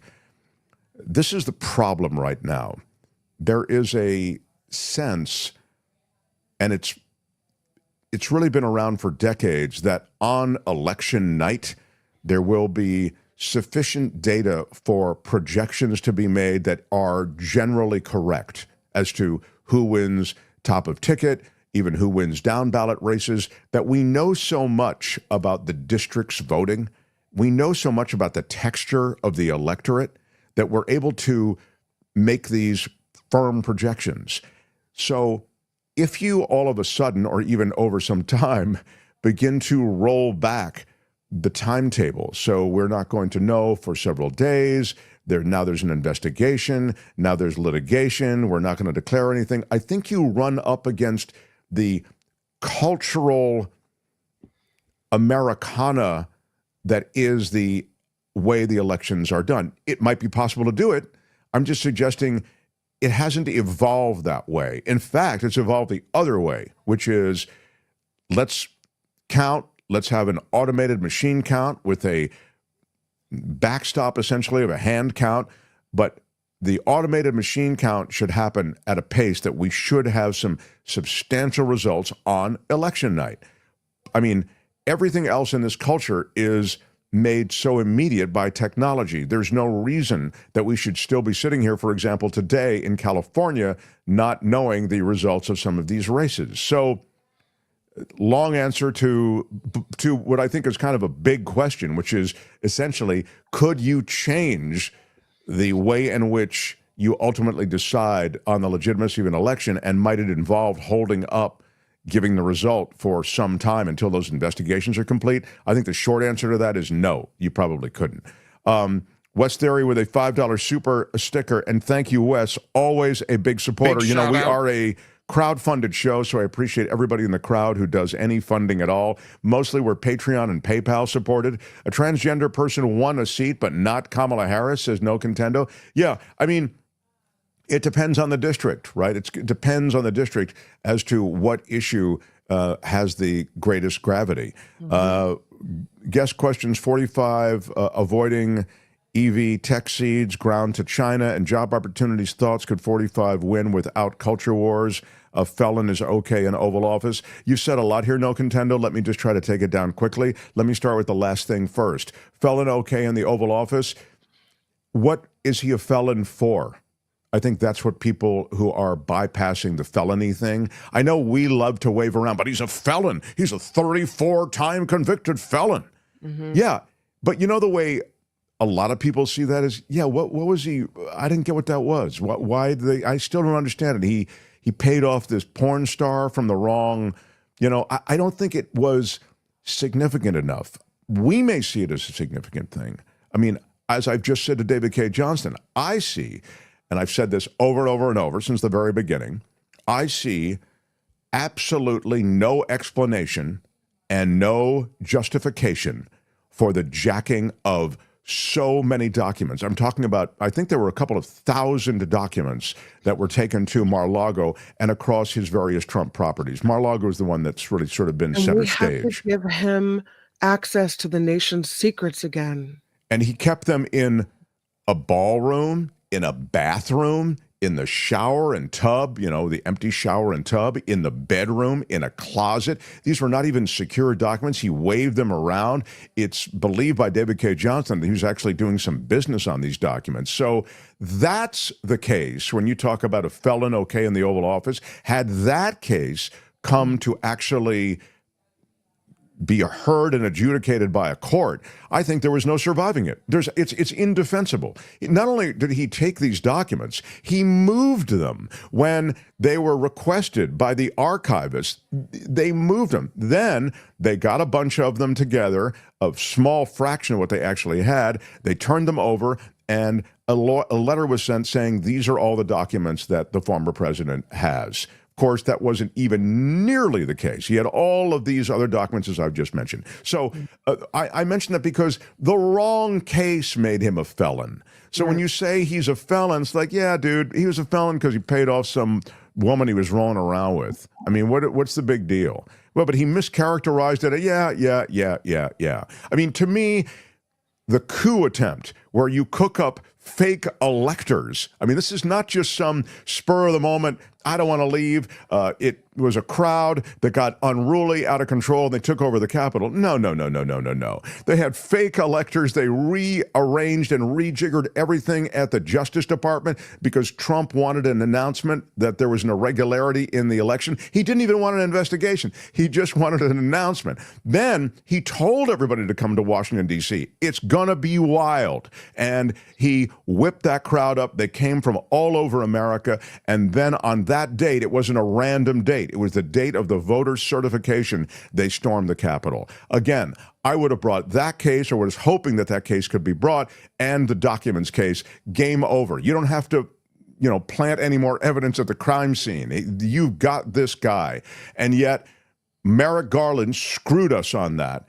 And as you know, I went off on Merrick Garland the other day. It's just taken too long. And of course, his concierge judge in Florida nixed the case that would have been the most damning. Because I think it's just so easy for a jury and for a public to understand, taking all those documents and defying requests and subpoenas for those documents. Lucy McAllister, again, my favorite McAllister, in today with a super sticker. We adore you, Lucy. Big shout out. Thank you. She shares a name, different spelling, with Kim, but aside from that's all she shares with Kim. She not true. What's that? What else? What does she share? She's my sister without a C. What? How about is it Illidan? I think it is. That's the coolest name. Wow. Coolest Illidan. name of the day, Illidan. Super sticker for $5. Thank you for so much of your support, everybody. Jim Slayton, that guy is wrong. Elon Musk has a You're baby talking about boy Jamie Miller, yeah. now, because we're all going to have to buy an electric vehicle, which will cause problems when we're evacuating the United States. That's a great take, Jim Slayton. Yeah. The vast majority of people who voted for Trump knew they were voting for Trump as soon as Kamala entered the race, says Larry. I sadly think that Kamala Harris, and I know Sheila's going to send me, Kamala Harris was perfect. There's nothing wrong about her. Why do you say? I just felt as though I've never been a Kamala Harris fan. I think, again, not because of her positions and not because of in any way how she comports herself, please, but I'm talking about her as a candidate. So much of this is winning the audition, and I think she's not a good auditioner, and that's sort of where I am. Yeah, but I thought she did pretty well. I mean, I thought she rose to the challenge, and by the time that 3-month mark rolled around, she was pretty strong. I've said it also here. I thought she did a great job with this. I don't mean to blame her in any way. I thought she did really well. She booted that big moment, which I thought she should have been prepared for, which is, would you have done anything differently? And I think that was an easy question to answer. Kamala should be president, but Democrats have failed working people, taking bribes, insider trading. Start listening to Bernie if you want to win. Thank you, Asbjorn Knutsen from Norway. I think, of course, that's true. The Democrats are the kind of institutional crooks, the same kind of crooks that you find in many, and I don't mean not all Democrats, by the way. There are Democrats, and there are people who have to operate within the system surrounded by this rogues gallery of corrupt politicians that aren't corrupt. So I don't think it's fair to paint them all with a broad brush, but Republicans take it to another level. You're going to see the Treasury sacked under a Trump administration. You're going to see no-bid contracts awarded for any number of things related to this whole immigration deportation thing. The Department of Homeland Security is such an overgrown mass of no-bid contracts and payoffs. It's and now in the hands of Trump, and who's going to run it now? Whitmer or take a look. Who just got the Homeland Security job? Noem. Kristi Noem. Kristi Noem. Thank you. I was going to say Whitmer. There we go. She's a Democrat. Kristi, she's a Democrat. Yeah. But yeah, Kristi Noem, who's the puppy shooter. Yeah, she's going to get it. Well, she knows how to use a rifle, so she's perfect for for walking people out at gunpoint. Yeah. Right. There you go. I may have to carry my passports after January. Yeah, Vilma. They've got their eyes on you, Vilma. Be careful. Vilma, if anybody comes for you. Where we live now. Come on. Kim is going to protect you. That's right. This is for David Cay Johnston. I got your book this weekend. Fascinating read. If it hadn't gotten widespread attention, we probably wouldn't be where we are now. Had it gotten widespread attention. Yeah. Copper says to me, Mark, you didn't even call him out on mispronouncing her name. Did he mispronounce Kamala's name? I didn't even hear it. I'm sorry. I didn't recognize it. I'm really sorry. I didn't. I would have. Weird. I don't know if he was trying to or if it was just he said it weird. I don't know. I didn't. I mean, it wasn't. Florida. How do they have an accent? I don't know. There's a lot of stuff that, there's a lot of stuff going around. It's possible. And then I missed it. I guess migrant deportation camps are coming soon, says Luis.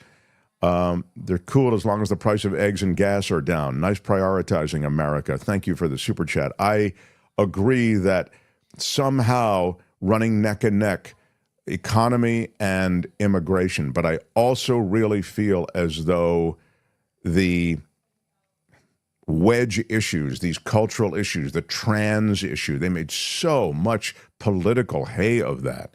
It really is remarkable to see how effective that was in just getting, I think, some of the Democrats to say, yeah, I've had enough, you know.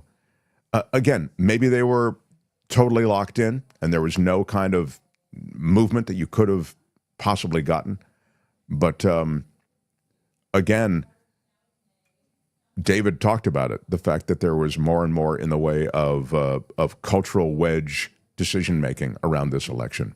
So thank God I live in California, says the traveling Urquides. I think you are lucky to live in a bluer state. But that cuts both ways. And I don't know if anyone's really going to be safe, you know, from what's to come. Now, I just see a reckless, lawless crew coming into, I have an expressed bias. What can I say? I was reading that Governor Gavin Newsom is trying to Trump-proof California. And I just don't know, since federal law trumps state law, if that's going to work. No pun intended. No, that's exactly right. I saw that same thing. I mean, I think some of that is performative. You know what I mean? But I also saw... The Mark Thompson Show. I saw that Donald Trump Jr., who is the son of the president-to-be, what do they call him? President-elect. President-elect. That doesn't taste good in my mouth. I just want you to know. Every time Donald Trump Jr. has been taunting Zelensky, the Ukrainian president. Volodymyr Zelensky, of course, for so long has had a relationship with America in which he's really offering these entreaties, asking for support, right, for the Ukraine war, which now has been joined by North Korean troops. Don Jr. is doubling down on his father's campaign pledge to cut funding for Ukraine. And what do you have to do with anything? He said on Instagram, is he going to be, does he have the president's advisor? He's the president's kid. Yep. Like, sit down and be quiet. You're not in office. Well, he was very much part of the Oval Office conversation in the first Trump presidency. Both those Trump kids were. In fact, I'll remind you, they couldn't get security clearance.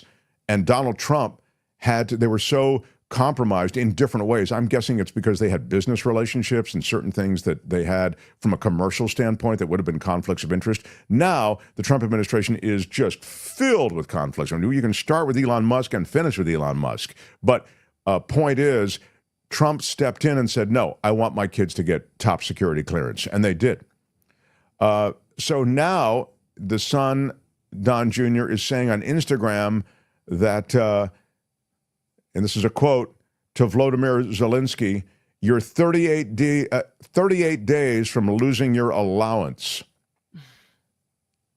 This is a guy, again, Donald Trump Jr., who has existed only because he gets an allowance, okay? I mean, he, again, another Trump kid born on third base out there throwing the fireballs for his old man. And now he throws a fireball toward Volodymyr Zelensky saying you're 38 days from losing your allowance. It's disgusting. Really is disgusting. And I do think that the disposition toward Ukraine is going to change. And Ukraine funding is very much on the table and may go away. What about the new agreements that have been taking place between Moscow and North Korea? Yeah, that's what I mentioned, that North Korean troops are going to and have already joined the fray.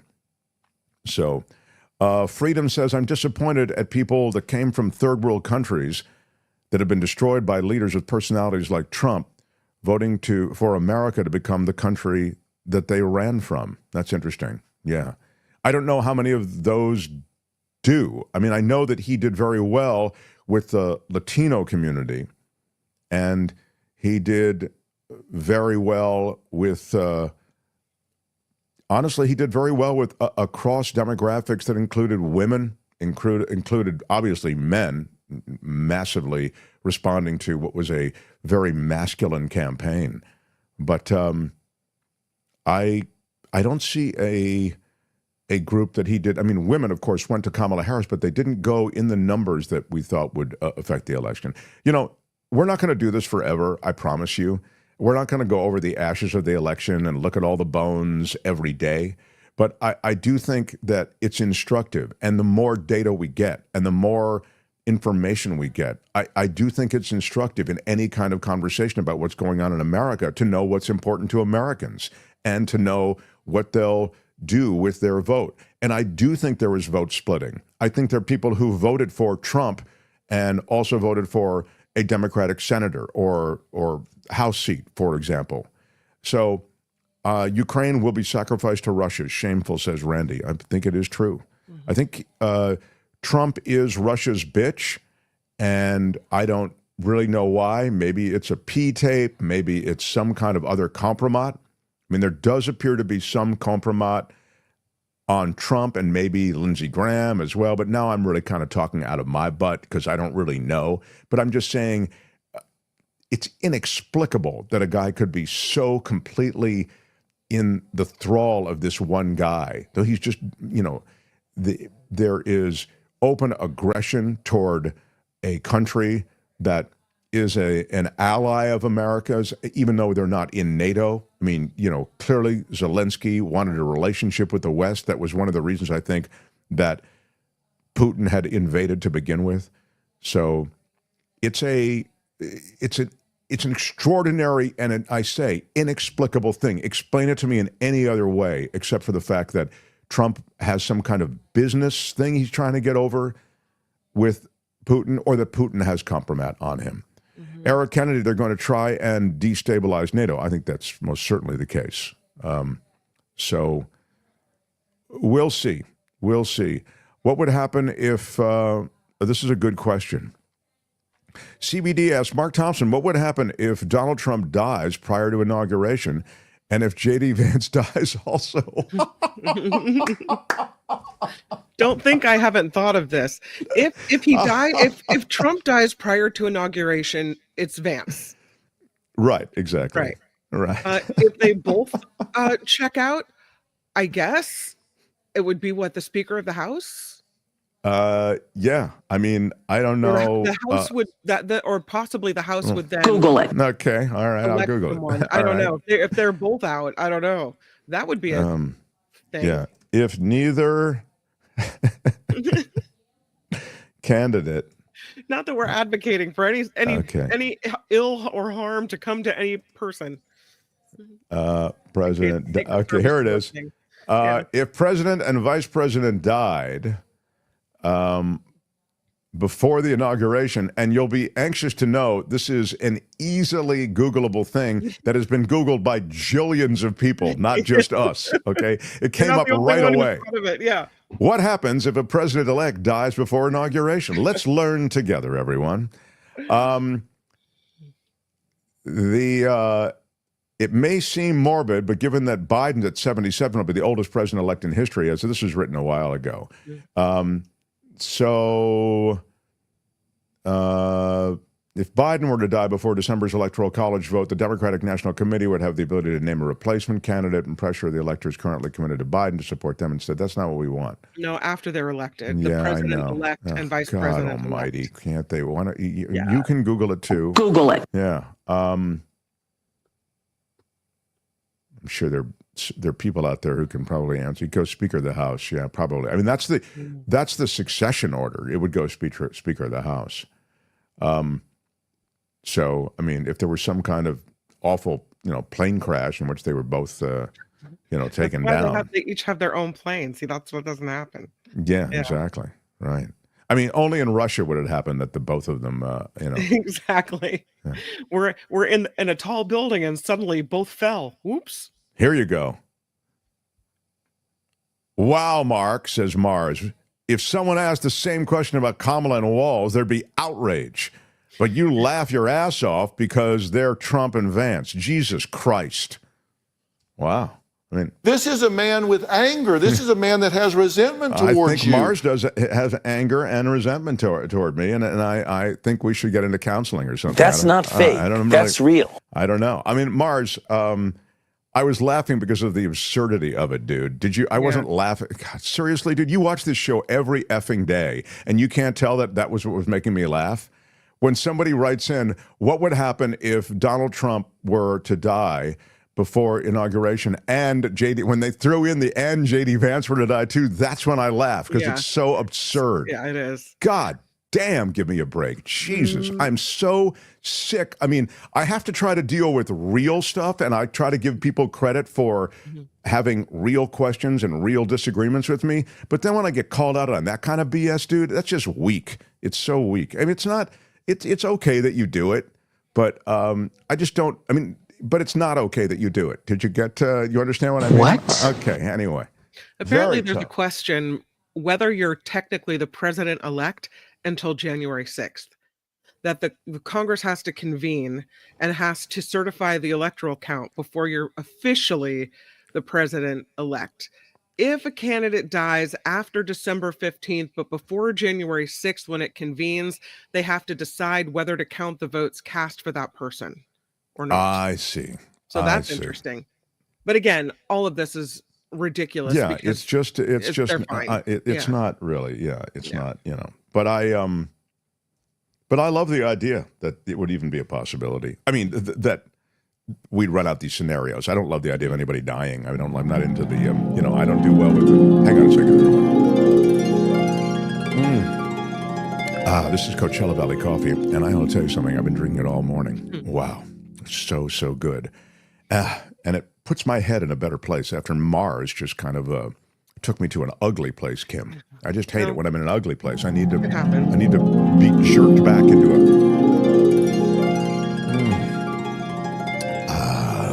I'm sure there would have been people wondering, no matter what. I mean, there's, if we're truly split down the middle like this, there are people Googling it from both sides. Yeah, and what's wrong with knowing what the rules are? Right. Exactly. Thank you, Kim. Kim gets it. Kim, how are you?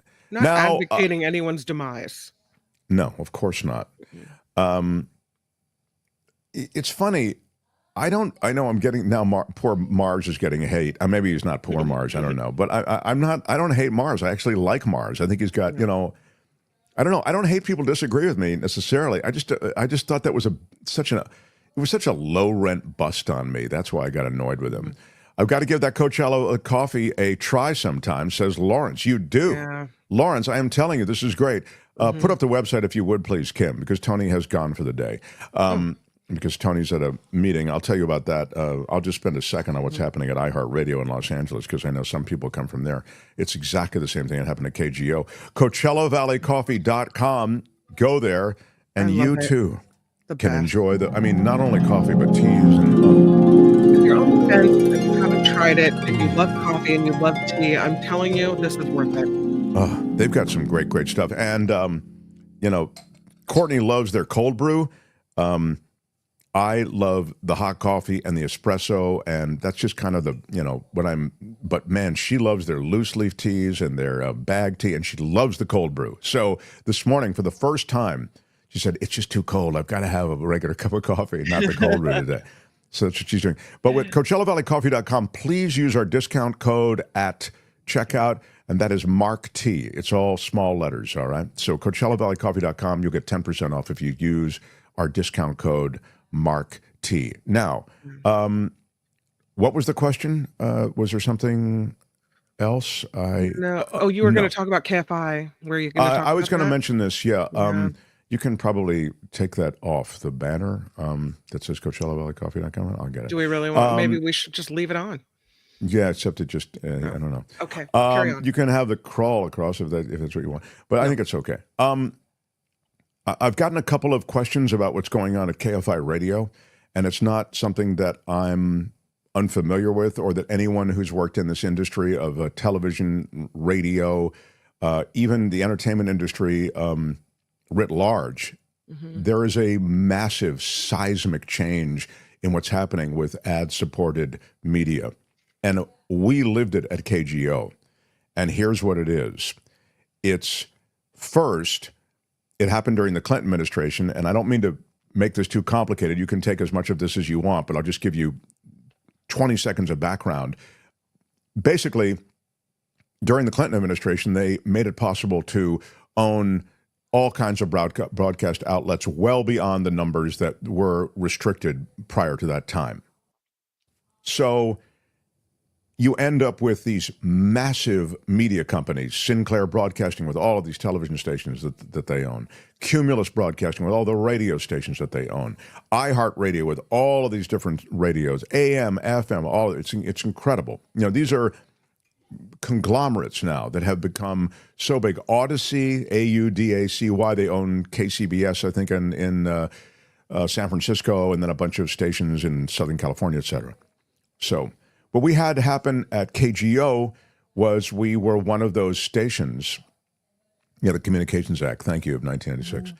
So we were one of those stations, and the thing that happens now that you're just one of those stations owned by one of those companies that owns all of those different assets is you're just viewed that way. You're an asset. And so if the advertising dips and now it doesn't look like that can be a viable asset for you with the resources that you've dedicated to it, right? You have a sales department, other stuff that may or may not be in a position to manage that station, sell that station. You have a program director who, they do things like they make that one program director in charge of a bunch of different stations. That way you can get rid of a bunch of other program directors. You don't need to pay those salaries. So all of these things happen slowly. It's what they say about bankruptcy, right? Is it Mark Twain who said it happened very slowly and then all at once? The slow part is that they begin to slowly get rid of people who are making money. Then they get rid of positions that cost money.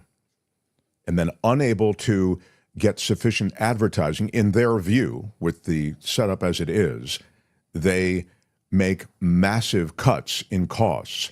What they've done in Los Angeles is they got rid of, at KFI Radio, the news department. It's completely gone. And that's what they did at KGO too, first. Exactly. Right? And that's a huge problem. And my heart just hit my stomach when I heard about that, because what that means is they're going to news, probably on the half hour or on the hour, without reporters. So they no longer now, in a huge metro area in Southern California, will have reporters going out, digging up stories on their own, holding to account people in local government, in the Los Angeles City Council area, the mayor of Los Angeles. All of this digging, all of this reporting is punted to some national news organization. It's a real bad day for news, for truth.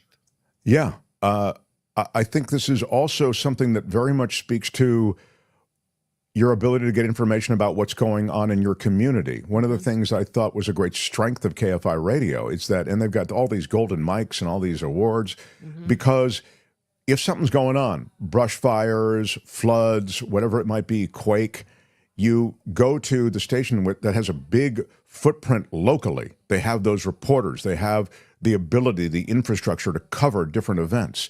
And so it's a place where a lot of local leaders come to get word out, and it's a place where listeners go to get information. So when you get rid of the news department at KFI Radio or anywhere else, and we saw it at KGO, it's only the beginning, but it's a pretty dangerous beginning.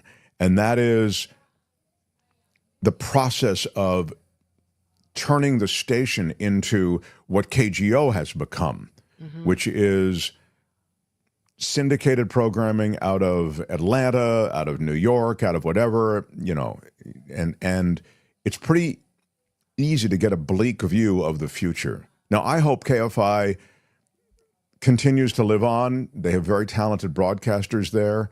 They still have talented people who I have great regard for, who are still part of the station. But I will tell you that for me, I thought one of the reasons that KFI was a go-to station and is a go-to station in Southern California is the news department.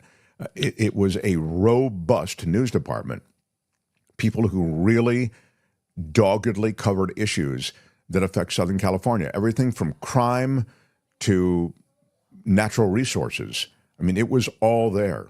And it's a real dark day. And I'll just say this on a personal level. It wasn't just the news department. They got rid of people who I adore and love, and I am heartbroken for them. So this is a lot to go through over and over again. Every few years, you end up saying goodbye to people. It's just terrible. And then you have the people left behind that are used to running real newsrooms and operating in that way. I remember at KGO, they sold all the news cars. Sure. So we're used to going out and reporting on stories and uncovering things and really getting to the heart of the matter of whatever story we've been assigned that day. And now we just have to cobble together news from different sources, and we can't really go out and do the reporting ourselves. That was really rough. And that's what they're doing at KFI. They've kept a handful of news people and let the reporters and everyone else go. That's it. Yeah. I'm exactly in lockstep with Kim, which is extraordinary because I almost don't agree with Kim on anything. But stop it. No, I'm teasing, but I think Kim is just so right about this. What you'll see is the balkanization of everything. They'll just sell off everything. We saw it at KGO. It's the beginning of the end. Remember at the beginning of COVID when Italy was in the tank and they were all like quarantined and the emergency rooms were overflowing and there were dead bodies that were stacking up in alleyways behind hospitals. And the people in Italy said, America, this is the future calling. And we're telling you, this is the way it's going to be. This is a very serious thing. You guys have got to take this more seriously. That's the way KGO felt to me with regard to KFI. We got the contagion first, which was cost-cutting, ultimately dumping news department, then dumping huge slices of management, and then finally just dumping the station completely and running gambling, sports gambling on a station that was this magnificent, it was a torch of real conversation around real issues in San Francisco and around California and the world. Anyway, it's gone now. Now in Los Angeles, KFI, surrounded by this robust news department. It's just amazing to me that it's all going away. And then I hope that station can hang on in some way. So anyway, this is, as we finish up, Luis says, Stephen Goebbels Miller, chief of staff, nothing but the best people. Well, he's a loyalist, and I got the butt thing. I really don't like that guy. He's awful. Yeah. I love Coachella Valley, Sumatra. I mix it with my Pete's Organic French Roast, and it's the best. Wow. So smooth, says Rev P. Love it. Make sure you use our discount code, Rev. And then Mars checks in after name checking me, body checking me to the glass. I needed a second in the concussion tent after Mars went after me. And now he says, it's okay, I don't mind the attacks. If you know me, I'm facetious when it comes to logic. Anyway, buy some Coachella Valley coffee, folks. Well, Mars, don't try to go back and say you were just kidding, okay? Don't make me go back and find your original. You know what I mean? That's the... Anyway, Mars and I we're not going to go into counseling, but we are. I'm just saying we may need to take some time in our relationship to reflect on each other. That's all I'm trying to say. Someone needs to define manipulation in that poll because there was the usual voter suppression and gerrymandering, but widespread fraud, no. Well, I think you've weighed in. You'd probably go no. Yeah. But I think we had this question before we even went on the air, which is, well, should we get really specific about the poll? No. Can you look at the poll results, Kim, or you don't know how to do that? Do we have a poll going on? Because I didn't even realize. Okay. Well, that is the kind of dedication that I admire on this show. Well, did we have a poll going? I only mentioned it 3 times, and we actually called it up once in the first hour. But those of you who voted, I'm know sorry. how. I was busy writing news that we never got to, so Oh, that's right. I blame you. Yeah, it's probably my fault. It's true. 84% yes and 16% no, says Eric. So 84% of you think that there was manipulation of some kind and that this election wasn't on the straight and narrow. Yeah. 84% yes. Wow. Yeah, 84 to 16. That's a lot of people. Yeah. Thank you, guys. All right, tomorrow, John Rothman joins us. And we have somebody else to join us. Who is it, Kim? John Flannery. Oh, yeah. Flannery is brilliant. We'll talk to John Flannery tomorrow here. So. I'm Shadow Stevens for The Mark Thompson Show.